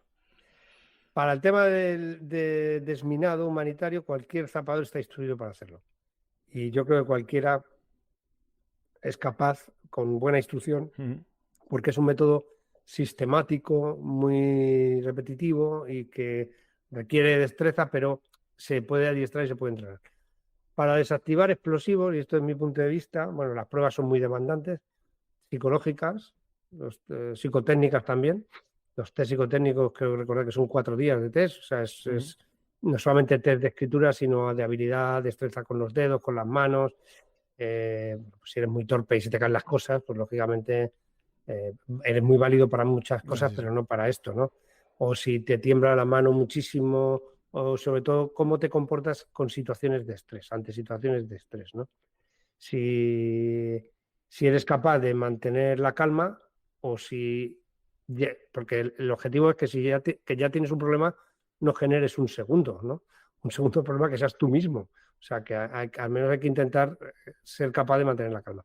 Luego se pasan muchas pruebas, muchos test, luego el curso es un curso muy largo, el que se hace para los desactivadores de explosivos, sobre todo el de los suboficiales, que son los operadores, los que se encargan de la desactivación plenamente. También ahora ya también hay tropa que no tengan la calificación de desactivador, pero sí que participan con los equipos y son especialistas en reconocimiento. O sea, están muy próximos al trabajo que hace también el desactivador. Y también hay oficiales que son desactivadores, pero su trabajo, normalmente cuando son oficiales, está en otro nivel, ¿no? No, ellos no suelen ser operadores, ¿no? Nada más que cuando hace falta porque no hay más operadores. Entonces sí que es verdad que para el trabajo de operador es un año de casi el curso, sin el casi. Es un curso escolar completo, además de la formación que ya traían como oficial o como suboficial. Luego es un año específico solamente de eso. Creo que son 60 créditos mínimo, los que son de prácticas para trabajar con explosivos, electrónica, química. O sea, realmente tienen que conocer un amplio espectro de conocimientos y tecnologías, claro. Sí, efectivamente es todo más psicológico quizá y más de saber templar el ánimo y de cómo reaccionar en situaciones de estrés, o sea, ser una persona más o menos tranquila, ¿no? Yo creo que es el punto más importante, ¿no? De no ponerse especialmente nervioso, ¿no? Aunque luego a lo mejor es una persona que ve una rata y se caga por la pata abajo, pero pero justo en lo otro, pues es capaz de mantener la calma. Nada más. O Pues sea, ya. que no hay superhombres, que No, no, esto sí, es... sí, que es gente con entrenamiento Claro, y, claro, y, digamos con gente, prueba y error, claro, ¿no? es En este gente, pues solo prueba, error no, por favor.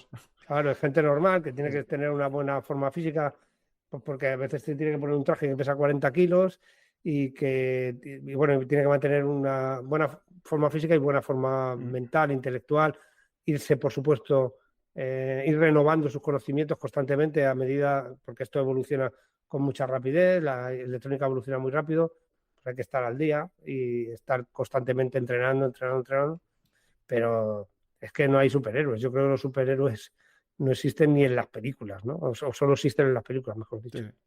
De hecho, yo tengo un conocido, bueno, un amigo, puedo decir, que conocéis muchos de vosotros, que era bueno, zapador del ejército español y en uno de los entrenamientos le estalló el explosivo y quedó, bueno, es José Soto Chica. Y es decir, es una de las personas que para mí tiene esa personalidad fuerte, inteligencia y todo, y era uno de los hombres que estaba en esa misión. Pues muchas gracias, Joaquín. La verdad que es Gracias todo a un ti. placer escucharte, esta vez de algo de actualidad.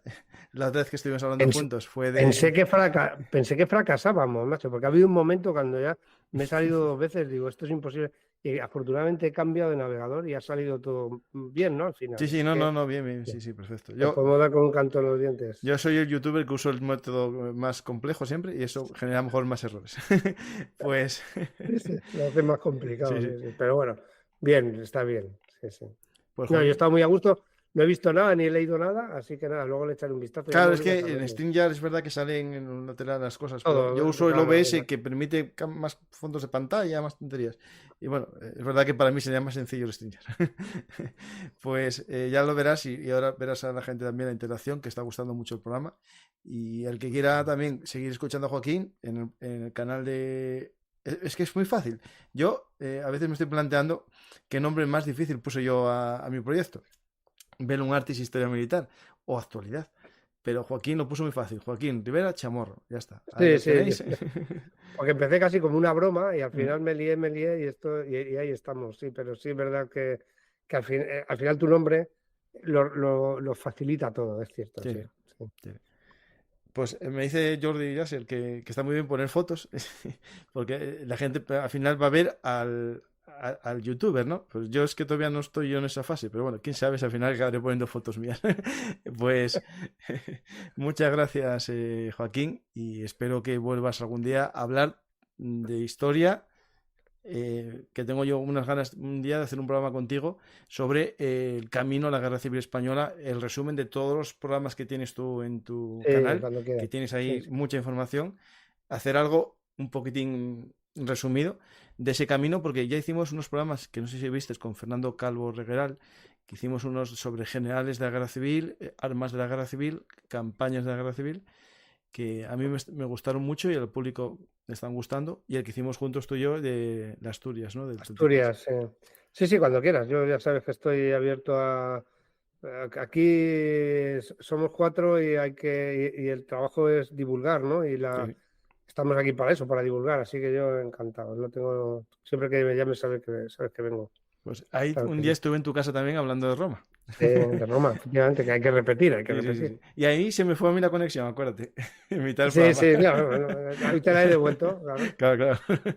Pues Bueno, muchas pues gracias, nada, Joaquín. nada, gracias Y a ti, gracias a todos y nos vemos en el siguiente. me despido de todos los que estáis en el directo, como siempre, agradeciendo que estéis en vivo y en directo un día de verano aprendiendo la historia de los zapadores y cómo también es la guerra actual, cómo los ingenieros de combate abren brecha y, por desgracia, en muchos programas que vendrán en Melun Artis abriremos o intentaremos ver cómo se abre brecha en el frente de la guerra de Ucrania. Ya sabéis la dificultad que tiene y ahora más viendo este programa con Joaquín Rivera Chamorro. Espero que os haya gustado, que os haya servido para comprender el mundo de los zapadores y si es así, dar a me gusta, dejar un comentario y suscribiros a Belum Artis Historia Militar. Y si no conocéis mi otro proyecto, Bellum Artis, actualidad militar y geopolítica. ¿A qué esperáis? Suscribiros, que me faltan 4.000 para llegar a 10.000, vamos. Vamos a ir a Ban y suscribiros. Nada, muchas gracias a todos y hasta la próxima. Podéis apoyar al canal en Patreon, en PayPal, en Bizum. Ya me he dado corte pedirlo, pero bueno, que lo sepáis, que están esos sistemas de micromecenazgo. Y gracias a todos los que apoyáis al canal desde 1 euro al mes en cualquiera de los lugares, a algo que es abierto, que no hay nada exclusivo, que no hago nada especial para los que apoyáis el canal, porque ya sabéis que este es un proyecto de divulgación histórica. Mi objetivo es dar a conocer la historia y si puedo recompensar a mi familia por el tiempo perdido, pues va bien todo, pero no hago esto por dinero, por eso no hago nada encerrado. Alguien me pregunta por qué no hago más programas encerrado para obtener más suscriptores.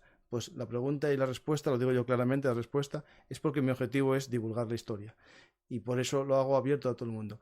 Gracias a todos los mecenas, que sí que los merecéis porque lo hacéis todo a cambio solamente de lo mismo que los demás. Gracias y hasta la próxima historia hablada aquí en Bellum Artis.